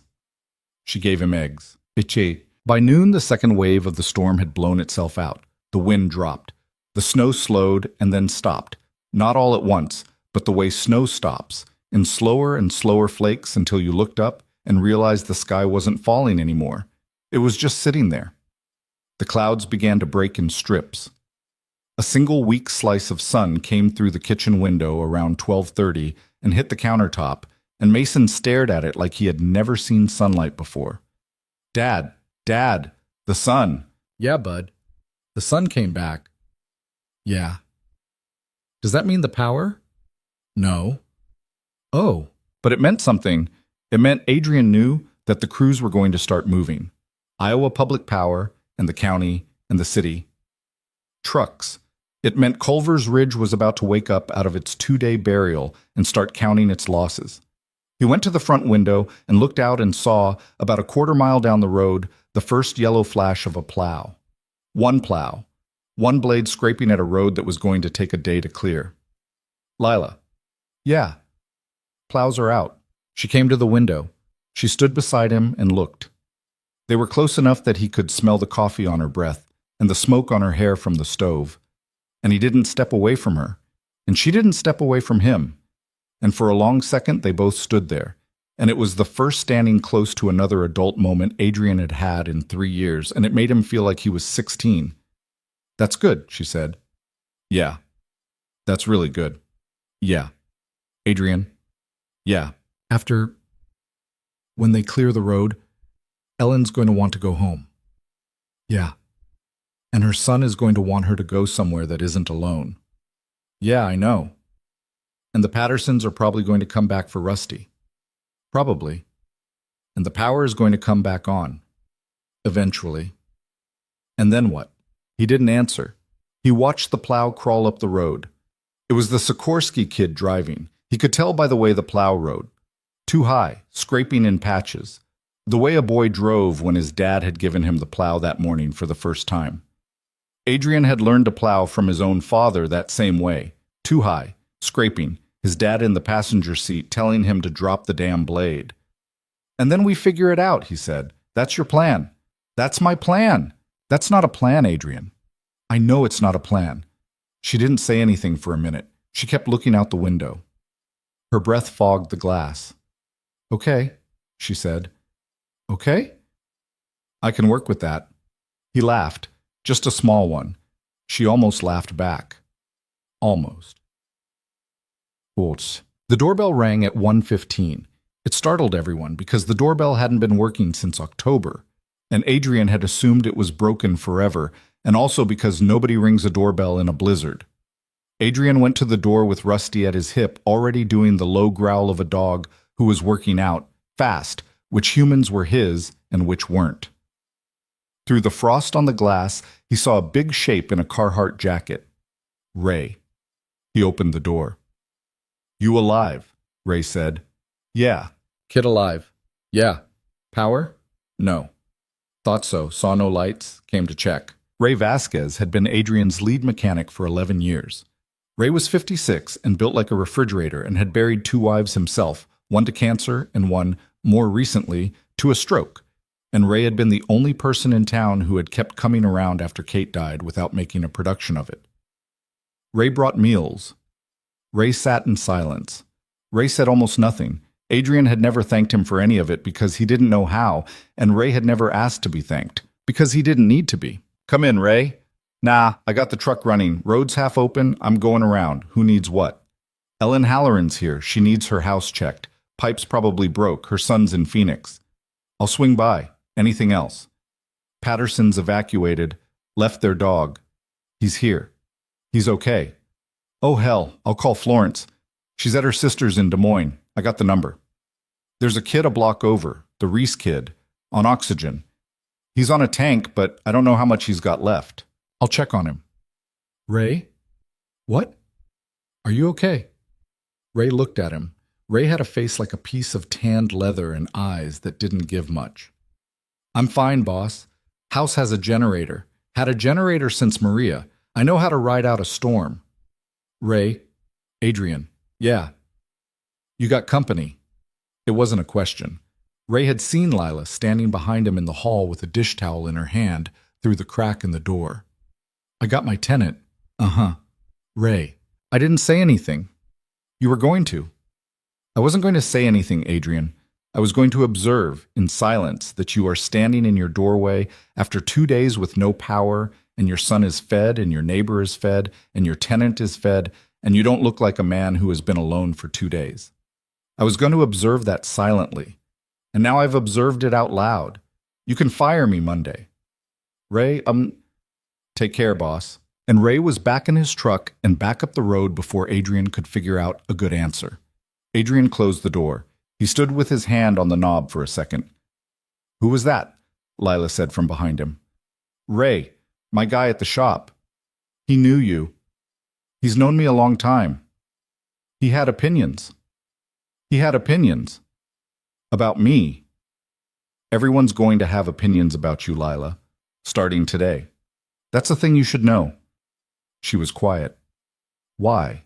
"Because this is Culver's Ridge, and I'm the guy whose wife died 3 years ago, and I haven't so much as had a woman over for dinner since, and now there's a woman in my house, and a storm just happened, and people are going to talk. Okay? Yeah.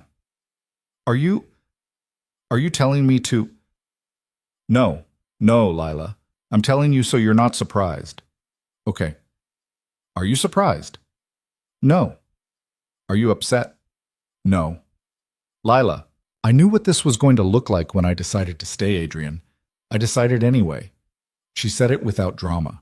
She said it while wiping her hands on the dish towel and walking back toward the kitchen, and Adrian stood in the foyer with his hand still on the doorknob and watched her go, and he thought, very clearly, for the first time in a long time, I could love this woman if I let myself. He locked the door. He didn't say that out loud. He was not, yet, brave enough to say that out loud. Ellen's son called at 3. The phones had come back briefly, a flickering signal that let 2 texts through and then cut out again. One of the texts was from Ellen's son, Gerald, in Phoenix, asking if his mother was alive, and the other was from Adrian's sister, Denise, who lived in Cedar Rapids and was climbing the walls. "Tell him I'm alive and I'm eating eggs," Ellen said when Adrian read her the text. Adrian typed back with cold fingers. "Mom is at my house, power out but safe, eating. We'll keep you posted." He got no response. The signal was gone again by the time he pressed send. He didn't know if the text went through. Denise's message was, "Adrian, if you don't answer me in 30 seconds, I'm driving to Culver's Ridge." He typed, "Alive? Mason alive, tenant alive, power out. Neighbor here, stop threatening to drive. He got, tenant? He didn't answer that one. Then the signal cut out entirely, and he put the phone back on the counter, and Lila said without looking up, Your sister. Yeah. Is she coming? If the road's open and she thinks I'm being weird on text, yes. Am I a thing she's going to want to be weird about? She found you the room, Lila. She's going to have opinions about this that would make Ray look relaxed. Oh. She's a good person. She just has opinions. Yeah. Okay. By 4, Ellen was napping again on the couch. Mason was on the floor teaching Rusty the word sit with increasingly imaginative hand gestures, and the house was beginning to warm up in the genuine way, not the just around the heater way, because the kerosene heater had been running all day, and the propane stove had been running on and off, and the wood stove was going steady, and 3 heat sources in a closed-up house eventually do the math. Adrian got Lila alone in the kitchen. Come with me, he said. Where? Outside. Adrian, just to the porch. I need to not be in the house for 10 minutes. She looked at him. Whatever she saw in his face, she didn't argue. She got her coat. They stood on the back porch, which had been sheltered from the worst of the wind and had less snow on it than the front, and they looked out across the yard. The yard was unrecognizable. The swing set Adrian had put up when Mason was 3 was nearly buried, just the tops of the A-frame legs showing. The fence on the far side had a whole section down, buckled under the weight of a drift. A cardinal, of all things, a single red cardinal, bright as a Christmas card, was sitting on the corner post of the fence, looking at the world with the disbelief of a small bird who had survived something it shouldn't have. Look at that, Lila said softly. Yeah. They don't fly in storms. No, they don't. So it rode it out in a tree somewhere. Guess so. They stood there. Adrian had Kate's paperback in his coat pocket, and he had something else in there too, which he had gone up to the bedroom to get while Lila was washing the dishes. He put his hand on it. He didn't take it out yet. Lila. Yeah. I want to tell you the rest of it. The rest of what? The rest of Kate. She turned her head to look at him. She didn't say anything. She just waited. I told you about the fight, he said, about the phone, about the truck, about the 4 hours. I didn't tell you the rest of it. You don't have to. I know I don't have to. Okay. She was pregnant. Lila didn't react right away. Her breath made a small white cloud. She watched it dissipate. She said carefully, When? When she died. She was 11 weeks. We told my sister, and that was it. We were going to tell Mason when she hit the 2nd trimester. She had told me that morning that she had an appointment at 4. The ultrasound, that's where she was going. To the hospital. She was going to stop at the store on the way because the appointment was an hour and she wanted to get home to make Mason's dinner before. That's why she was on the county road. That's why she was in a hurry. That's why the fight about the phone mattered, because I'd said, You're going too many places today. You don't need to stop at the store, get home to our kid. And she said, I'm an adult, Adrian. I can manage my own afternoon. And I said, You're not thinking straight. And she said, That is a wild thing to say to a pregnant woman. And his voice cracked. He stopped. Lila didn't move. She didn't reach for him. She stood next to him in the cold and let him have the silence. I said, Maybe the pregnancy's making you stupid. He had never said that sentence out loud to another living person. He had barely even said it to himself. He stared at the cardinal on the fence post because he could not look at Lila and he could not look at the ground, and he had to look at something. That was the last thing I said to her before she left. Maybe the pregnancy's making you stupid. She laughed. She actually laughed. She said, Yeah, maybe it is. She kissed Mason. She didn't kiss me. She left. 4 hours later, she was in a ditch with a truck on top of her car, and the baby died on impact, and Kate lived 4 hours, and I got there, and I held her hand, and I told her I loved her, and he couldn't finish. I didn't tell her I was sorry for what I said. I told her I was sorry about the phone, about the stupid phone thing. I didn't tell her I was sorry for calling her stupid for being pregnant, because I was too much of a coward to bring up the baby when she was dying, because I thought she was going to live. I thought I had time. I thought the next morning I was going to wake up and apologize for the real thing. And then she stopped breathing, around 7. And then the doctor came in, and he stopped. And the baby was already gone. And Kate was already gone. And I never told her I was sorry about the baby. And I never will. The cardinal on the fence flicked its tail and flew, a small red punctuation mark across the white yard. Adrian watched it go. Adrian, Lila said. Yeah. She knew. Don't. She knew. You don't know her, Lila. I know women. That's not. I know women, Adrian. I was a woman raised by a woman who got left by a man who didn't apologize.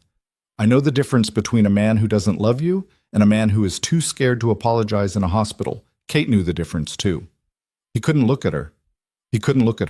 She knew you loved her, Lila said. She knew the baby was loved. She knew the whole thing. She was scared and she was dying, and she forgave you for a stupid thing you said because she was done with stupid things, Adrian. She wanted the last thing to be love, and you gave her that. You held her hand. You said you loved her. That was the message. That was the one she took. I don't know her. You're right. I don't know her. I know what dying women take with them, though. They take love. They don't take the fight you had in the kitchen. He was crying, full crying now. Not the careful kind. His shoulders were shaking. He put his forehead against the porch post because he couldn't stand up straight. Lila put her hand on the middle of his back. That was all. Flat of her palm, between his shoulder blades. She didn't rub circles. She didn't murmur things. She just put her hand on his back and left it there and let him come apart in the cold. He cried a long time. He cried until the cardinal came back to the fence post and went again. He cried until his face felt stiff from the cold on wet skin. He cried until the thing he had been carrying for 3 years, the thing he had slept next to and eaten next to and raised a boy next to without ever once setting it down, got lighter. Not gone. He knew it would never be gone, but lighter by the weight of one honest sentence said out loud to another human being who didn't flinch. When he could talk again, he said raw, she'd have been 11. If the baby had lived, if the pregnancy had lived, she'd be 3 right now. She? We didn't know, but she was a she. I don't know how I know. I just know. Okay? I named her anyway. In my head. I never said it out loud. You don't have to say it out loud. Her name was Nora. The name came out of him like something being pulled from a deep place. He hadn't said it, the shape of it, in 3 years. Not to Kate, because Kate had died before they could name her. Not to Mason, because Mason hadn't known. Not to Denise, not to the therapist, not to the bathroom mirror. Nora. Her name was Nora. Lila didn't say anything for a second. Then she said very gently, "Hi, Nora."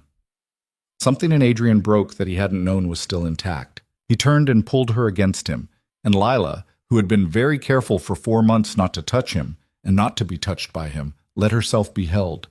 She wrapped her arms around his back under the coat. She let him cry into her shoulder. She didn't say anything else. She just held on while he cried, and her cheek was against his neck, and her hair was against his jaw. And she was warm. She was so warm, he couldn't get over how warm another person could be after 2 days in a cold house. They stood there in the yard with the cardinal on the fence and the buried swing set and the downed fence. And Adrian, for the first time in his adult life, let himself be held by a woman without feeling like a failure for needing it.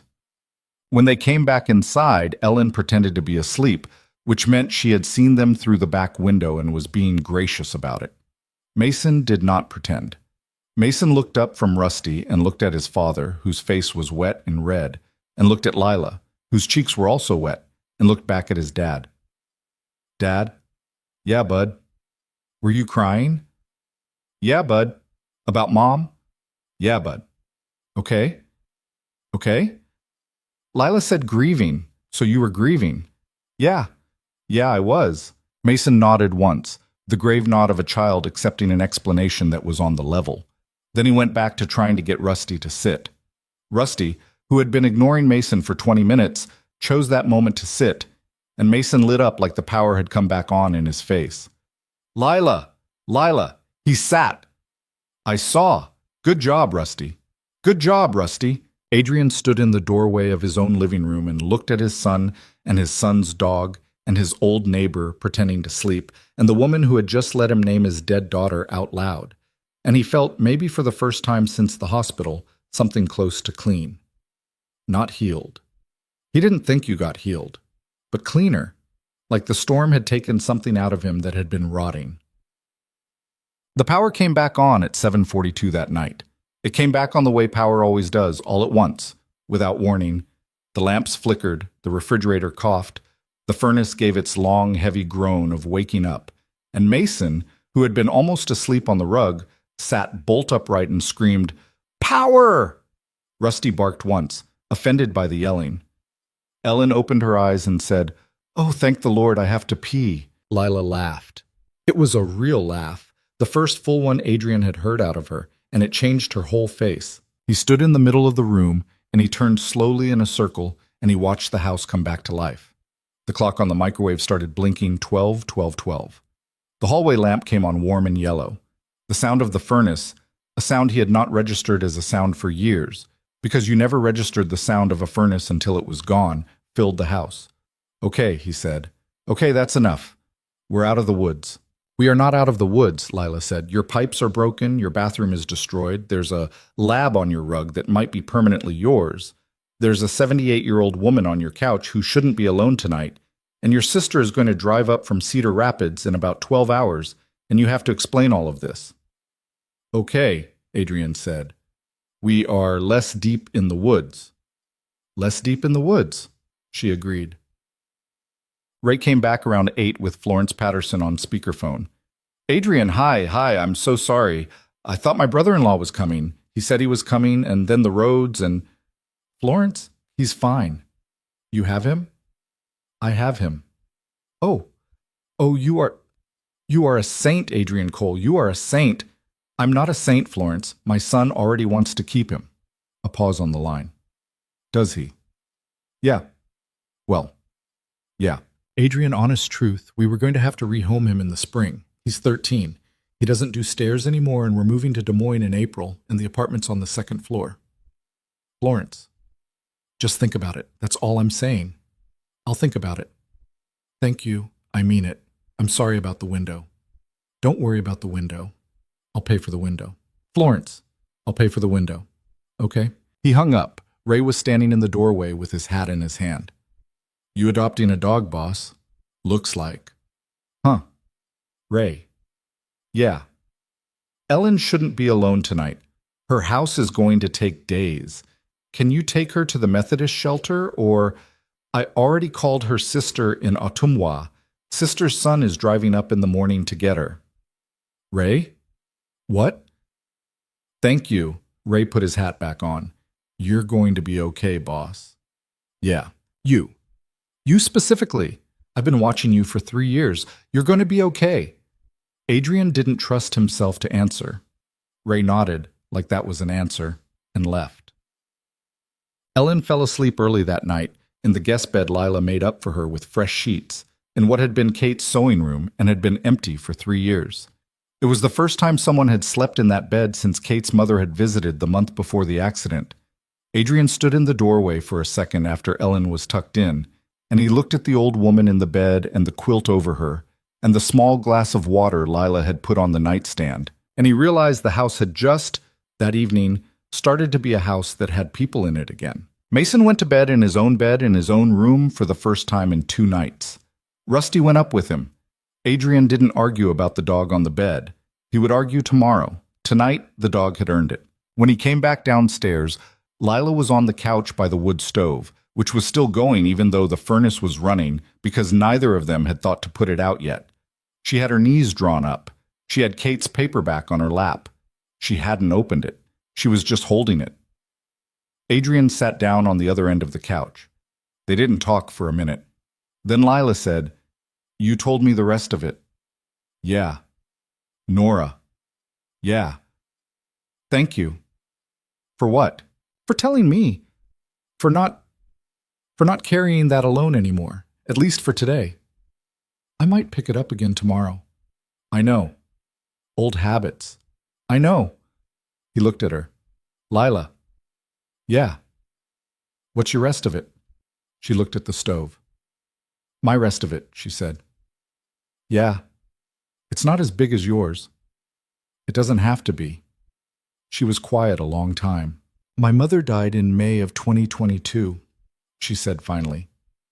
I was home from school for the weekend. She'd been sick for a year and a half, cancer, the kind that didn't respond to anything. I was her only kid. My dad had left when I was 11, and I didn't know where he was, and I didn't care. She and I, we were each other's whole people. When she was sick, I thought I was handling it. I was studying for my nursing boards. I was making casseroles. I was keeping a schedule of her meds. I was being good. Yeah. The weekend she died, I got home on a Friday.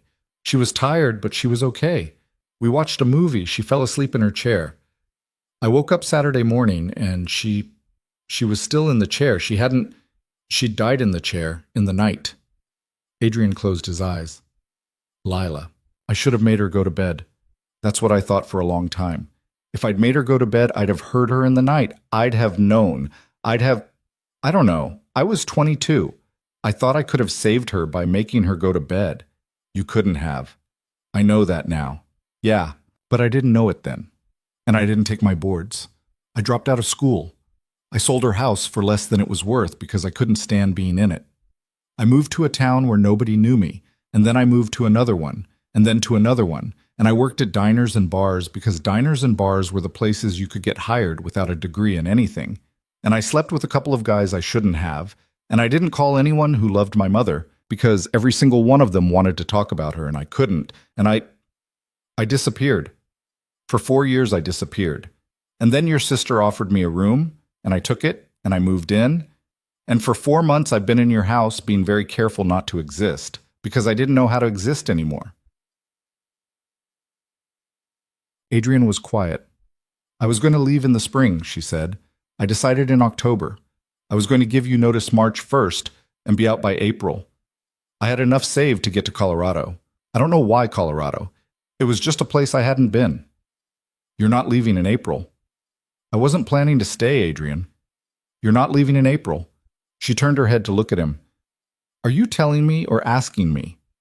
I'm asking you. Okay? Will you stay? She looked at the paperback in her lap. She looked at the stove. She looked at the ceiling. Can I think about it? Yeah. Until tomorrow. Until whenever you need.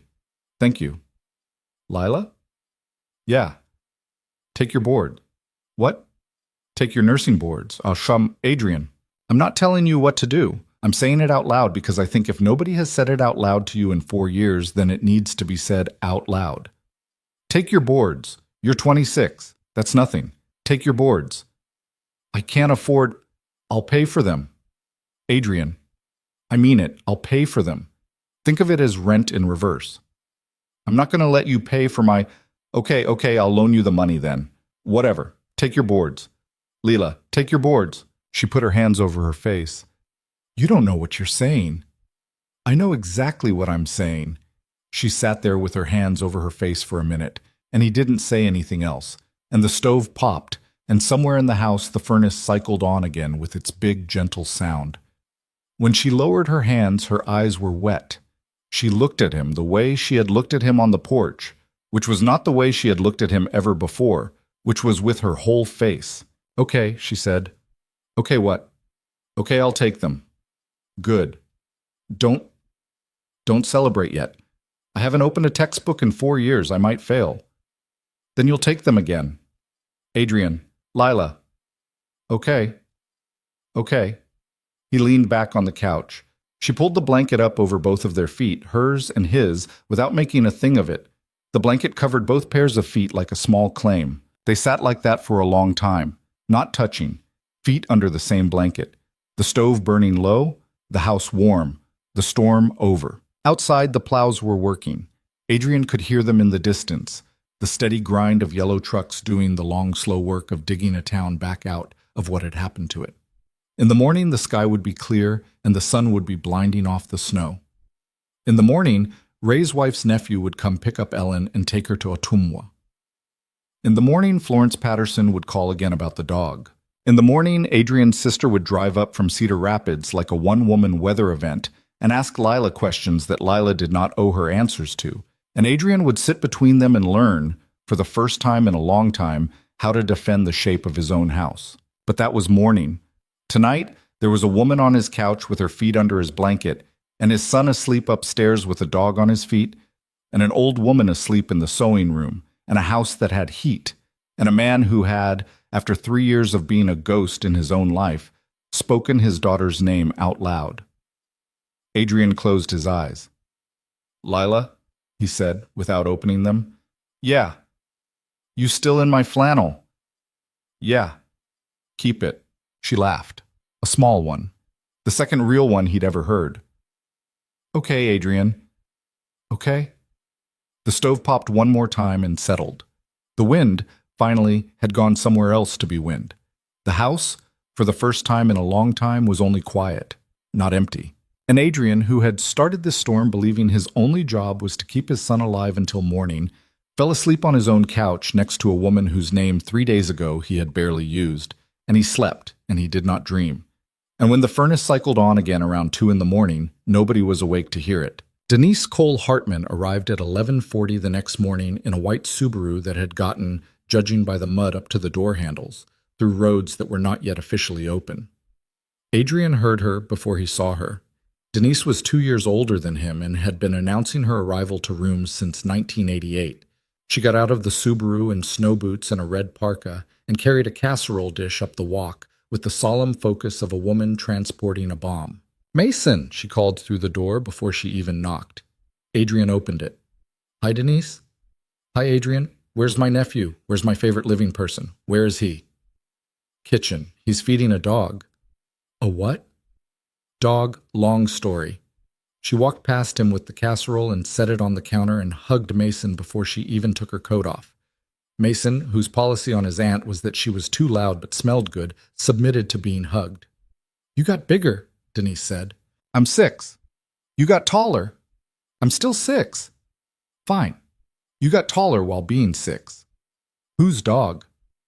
"His name is Rusty, and he was alone and Dad broke a window. Your father broke a window. To get the dog." Denise turned and looked at her brother. Adrian was in the kitchen doorway with a coffee mug. He gave her a small salute with it. "Coffee?" he said. "Please." He poured. He handed her the mug. Denise took one sip and then, over the rim, looked past him into the living room where Lila was folding a blanket on the couch with the careful attention of a person who was pretending not to be listening. Denise lowered the mug. "Hi," she said. Lila straightened up. "Hi. I'm Denise. I remember." "Of course you do. I handed you the key." "Yeah." "How was the storm?" "It was a storm." "Uh-huh." Adrian cleared his throat.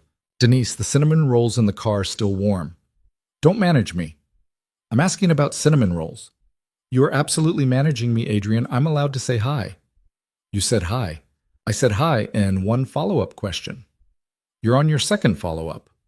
Denise set the mug down on the counter, turned fully, and looked at Lila. "I'm not going to make this weird," she said, in the tone of a woman who was deciding, in real time, not to make it weird. "Okay," Lila said. "I just want to say, out loud, in this kitchen, with witnesses, Denise, Adrian, shut up, that I'm glad you were here." Lila blinked. "What?" "I'm glad you were here. In the storm. With him. With Mason. I called this house 6 times from Friday to Sunday, and I couldn't get through. And the only thing that kept me from driving up the ditch on Route 6 was knowing there was a second adult in that house who had, in my brief and limited experience, a head on her shoulders. So, I'm glad you were here. That's all. That's the whole speech." Lila looked at her. "Oh," she said, "that's the whole speech." "Okay. I do have follow-up questions, but they can wait." "Okay." Denise picked her mug back up and took another sip and added, without looking at anyone in particular, "Some of them will wait until after the casserole." "Denise, Adrian, I brought a casserole. Let me have this." The casserole was chicken and rice, because that was the casserole Denise had been bringing Adrian for 3 years, ever since Kate died, and it had become a kind of grammar between them. She appeared with it, he ate it, they did not discuss whether it was a good casserole, and nobody asked her to stop. Ellen Halloran ate 2 helpings. She had been up since 8, sitting on the couch with her organizer of pills and her husband's photograph, waiting on the nephew from Ottumwa, who was supposed to come at noon. The nephew was running late, the roads. The nephew texted, the roads. And Ellen was being patient about it, in the weary way old women were patient about things. Mason ate 3 helpings, because Mason ate everything Aunt Denise made. Lila ate a small one and kept her head down, and answered Denise's questions when Denise asked them and didn't volunteer anything, and Adrian watched the 2 of them from across the table and thought about the shape of his own life in a way he hadn't thought about it in 3 years. "So," Denise said, mid-bite, "nursing." Lila looked up. "What?" "Adrian said you were going back for nursing." Lila looked at Adrian. Adrian, who had mentioned this to Denise in a 2-line text that morning, discovered that Denise was going to go ahead and bring it up at lunch. "Denise." "What?" "She hasn't told anyone else yet." "Well, I'm not anyone else." "Denise, it's okay," Lila said. Yeah, I'm going back, I think. I'm going to take the boards." Denise nodded slowly, chewing. "Culver's Ridge General takes new RNs. My friend Mavis is the nurse manager on the medical floor. I can put you in touch." "Denise?" "What, Adrian?" "You are 8 minutes in the door." And this is a lot." Lila set her fork down. "It's okay," she said quietly to Adrian. Then, to Denise, I'd take that introduction. Thank you. I'll send you Mavis tomorrow." "Okay." And Denise said, still casually, still chewing, "If you need a place to study, the back room at my house is empty since Jeremy went to college. No rent, no expectations, just a quiet room with a desk." Lila looked at her. "Why would you offer me that?" "Because 26 is young and 4 years is nothing, and I like people who show up in storms." Lila didn't answer that. She picked her fork back up. Adrian watched her. He saw the thing his sister was doing, and he saw that he was going to owe Denise for it later. And he also saw, which was worse, that Denise had offered Lila a life raft that had nothing to do with him. A way to be a person in this town that was not Adrian's tenant or the woman from the storm. A study room. A nurse manager named Mavis. A back door that opened without going through his house.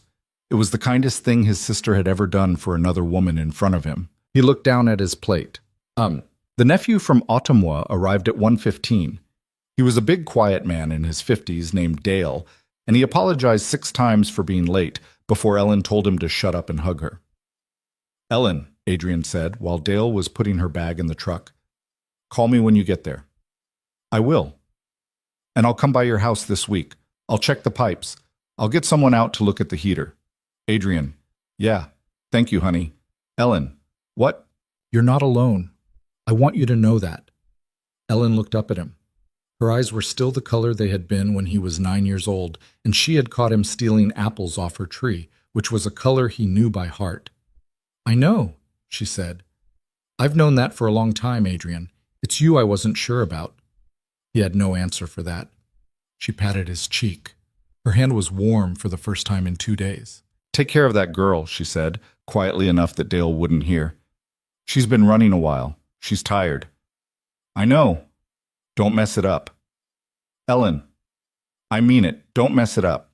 He didn't promise. He didn't not promise. He helped her into the truck and shut the door and watched Dale drive away slow over the rutted snow. And he stood on his porch in his flannel with his breath hanging in front of him, and he thought about the shape of the word mess for a long minute before he went back inside. Florence Patterson came for Rusty at 3. She came alone because her husband was still in Des Moines with the truck, and she had borrowed her sister's car, which was not a car for snow, and she had white-knuckled the drive down. She stood in Adrian's foyer in her coat and did not take her coat off and watched Rusty lying on the rug with his chin on Mason's thigh. "Oh," she said. "Yeah," Adrian said. "Oh, Adrian." "Yeah." Yeah." Florence started crying. She did it quietly, the way she did everything. Florence had been a kindergarten teacher at the elementary for 20 years and was a person who could cry in front of you without making it anyone else's job. "He won't last another year," she said. "He's 13. Our place in Des Moines is stairs. The vet said, 'Florence, it's okay.'" It's not Florence. He's okay here. Mason loves him. We have room. We have a yard. He glanced at Mason. We want to keep him, if that's what you want. Florence looked at Mason, who had not looked up from the dog, who was pretending with the grave seriousness of a 6-year-old not to be listening. What do you think, Mason? She said gently. Mason looked up. I love him a lot, he said. Yeah, I'd take care of him. I'd feed him and walk him. And if he dies, I'd be really sad, but it would be okay because he'd be my dog when he died. Florence put her hand over her mouth. Okay, she said, behind her fingers. Okay, okay, okay. She left the leash and a bag of kibble and a tag with Rusty's name and her old number on it, which Adrian said he'd replace, and she kissed the top of the dog's head for a long time, and Rusty, to his credit, licked her cheek once and then lay back down because his hip hurt. When she was gone, Mason looked up at Adrian. Dad. Yeah, bud. He's ours. Yeah, bud. For real. For real. Okay? That was it. That was the whole ceremony. Rusty sighed, deep and content. The sigh of an old dog who had decided the rug was his. Denise stayed until 4. She washed the casserole dish by hand because Denise didn't believe in putting Pyrex in the dishwasher, and while she washed, Lila dried, and Adrian stood in the doorway of his own kitchen with his hands in his pockets and watched the two women work around each other like they had been doing it a long time. Lila, Denise said, not looking up from the sink. Yeah. Adrian is a hard man to love. Denise, Adrian, go check on Mason. Denise, go check on Mason. He didn't go. But he took a step back from the doorway, so he was technically not in the kitchen, which was the compromise Denise had been accepting from him since they were children. He's hard to love, Denise said again, handing Lila the rinsed dish. He's quiet, and he thinks, and he holds on to things. And when Kate died, he got smaller. He got smaller for 3 years. He stopped calling. He stopped coming to my kids' birthdays. He stopped answering my mother when she called. And my mother had to die in April of 2023 without her son having called her back for 4 months. I'm not telling you this to make him look bad.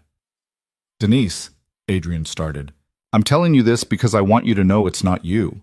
I want you to know that whatever he does next, whatever he manages to do or fails to do, it's not going to be about you. It's going to be about the fact that he has been frozen since February of 2023, and he is, I think, starting to thaw, and thawing hurts. It hurts the thing thawing, and it hurts the people standing next to it. Lila dried the dish slowly. Okay, she said. I'm not warning you off. I don't want you to think that. I watched him cook you an egg this morning, and I almost cried into my coffee. I'm not warning you off. Okay. I'm just saying, it's going to hurt. I know. You know? I've been thawing too. Denise stopped washing. She looked at Lila for a long second. Something in her face softened into something Adrian had not seen on his sister's face in years. Oh, honey, she said. Don't. Oh, honey.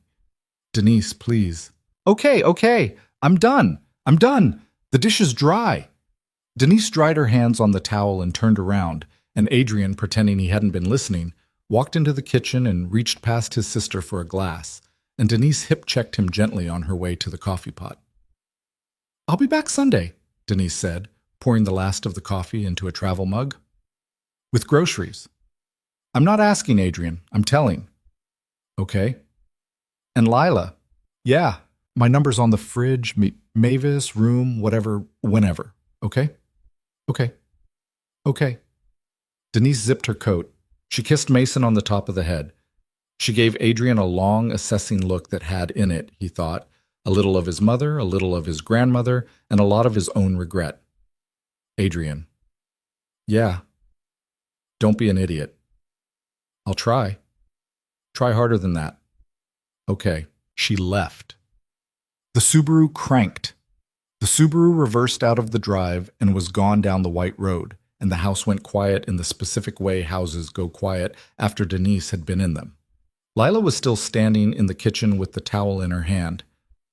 She's a lot, Adrian said. She's wonderful. She's both. Yeah. He looked at her. She looked at him.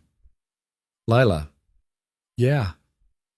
You want to take the room at her house. She set the towel down on the counter slowly, like she was giving herself time to answer carefully. I want to have the option, she said.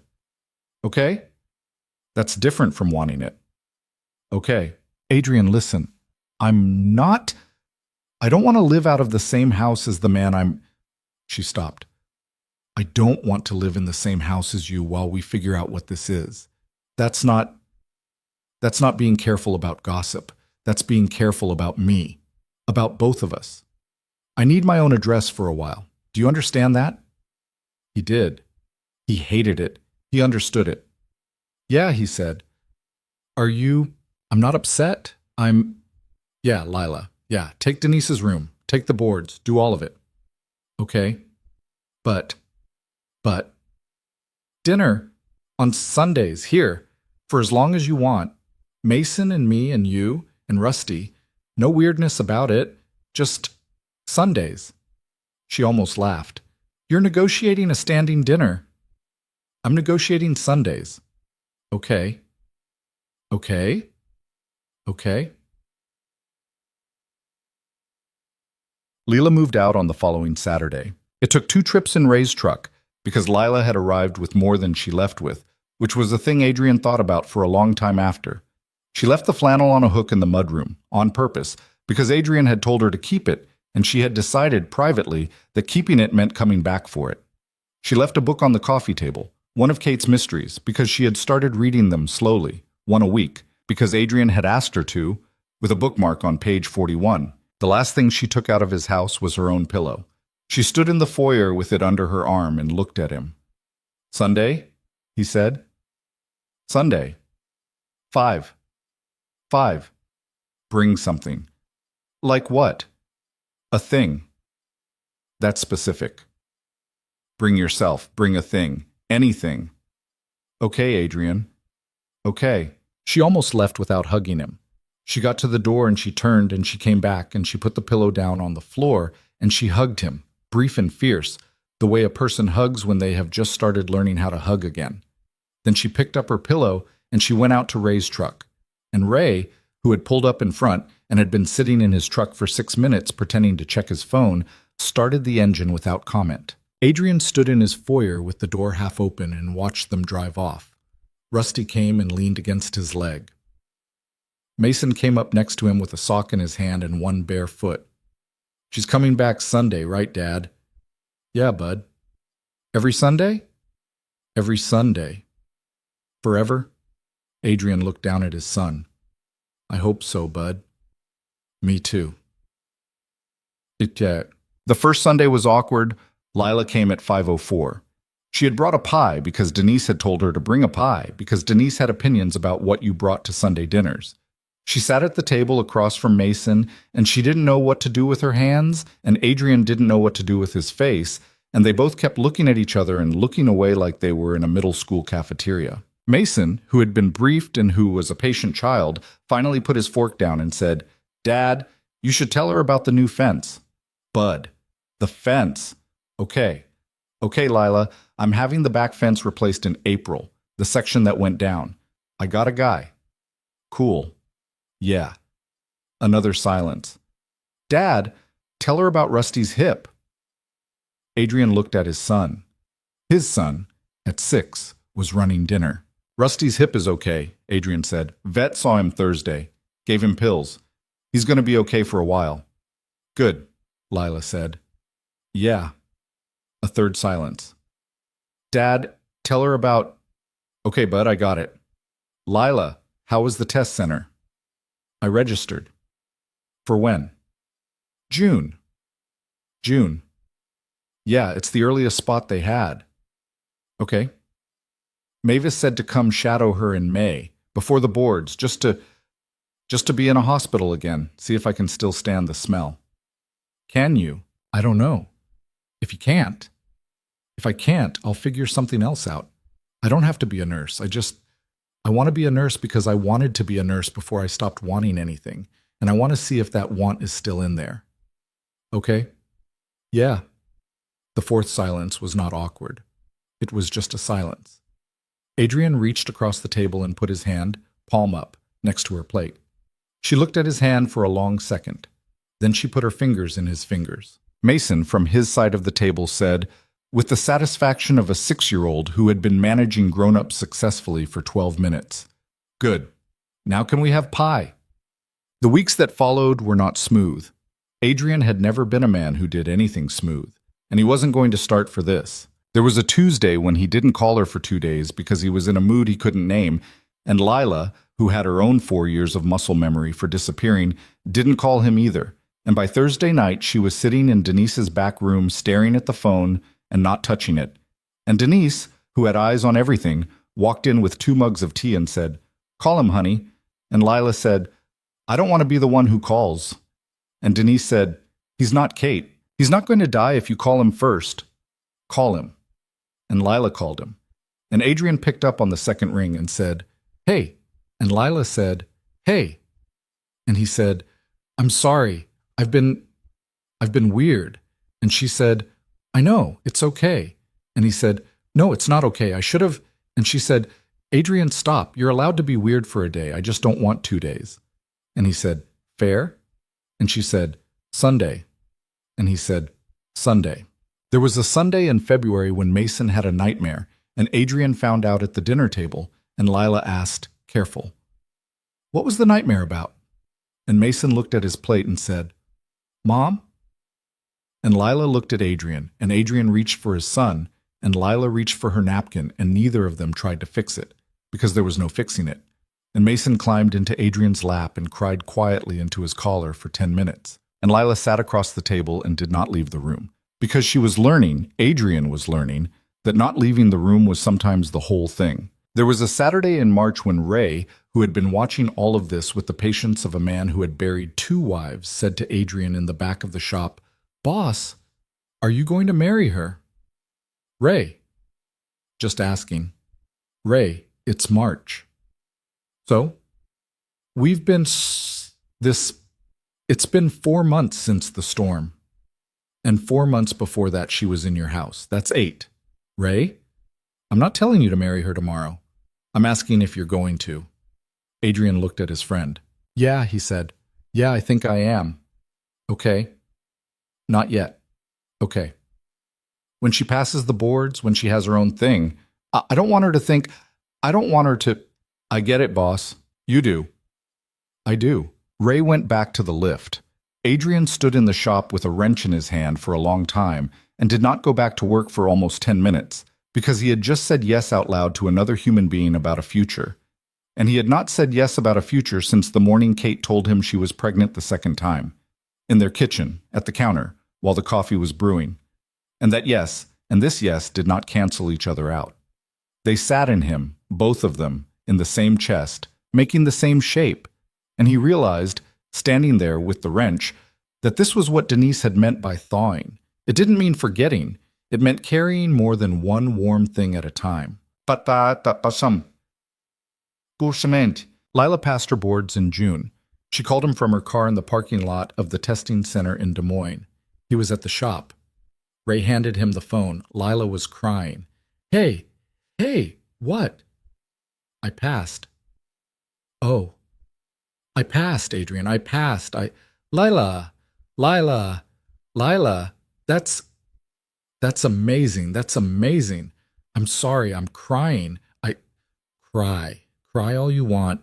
I'm so proud of you. I'm so proud of you, Lila." "Okay.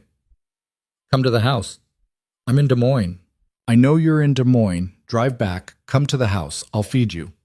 "It's Tuesday. I don't come on Tuesdays." "Come on Tuesday." "Okay." She came on Tuesday. She came in her test day clothes, blazer and all, and she came into the house, and Mason tackled her at the knees, and Rusty tried to stand up and couldn't quite. His hips were getting worse, and Lila crouched down and hugged the dog's neck and cried again, because she was allowed to, because she had earned a day of crying about everything at once. Adrian made pasta. Nothing fancy. Pasta with butter, which was what Mason ate. They sat at the table, and Mason told Lila, in incredible detail, about a kid at school named Rylan with a scar and an opinion, and Lila laughed in a way she had not laughed at his table before. After Mason was in bed, Adrian and Lila sat on the back porch in the warm June evening with 2 beers and watched fireflies come up out of the grass that had 5 months earlier been buried under 5 feet of snow. You remember, he said. Remember what? The cardinal. Yeah. You said they don't fly in storms. They don't. But they come out after. They come out after. He looked at her. Lila. Yeah. I wanted to ask you something. She looked at him. She didn't say what because she could see his face. Not tonight, he said quickly. I'm not asking tonight. Tonight is yours. I wanted to tell you that I'm going to ask. Soon. And I wanted to say it out loud first, so you wouldn't be surprised. So if you needed to think, so you could.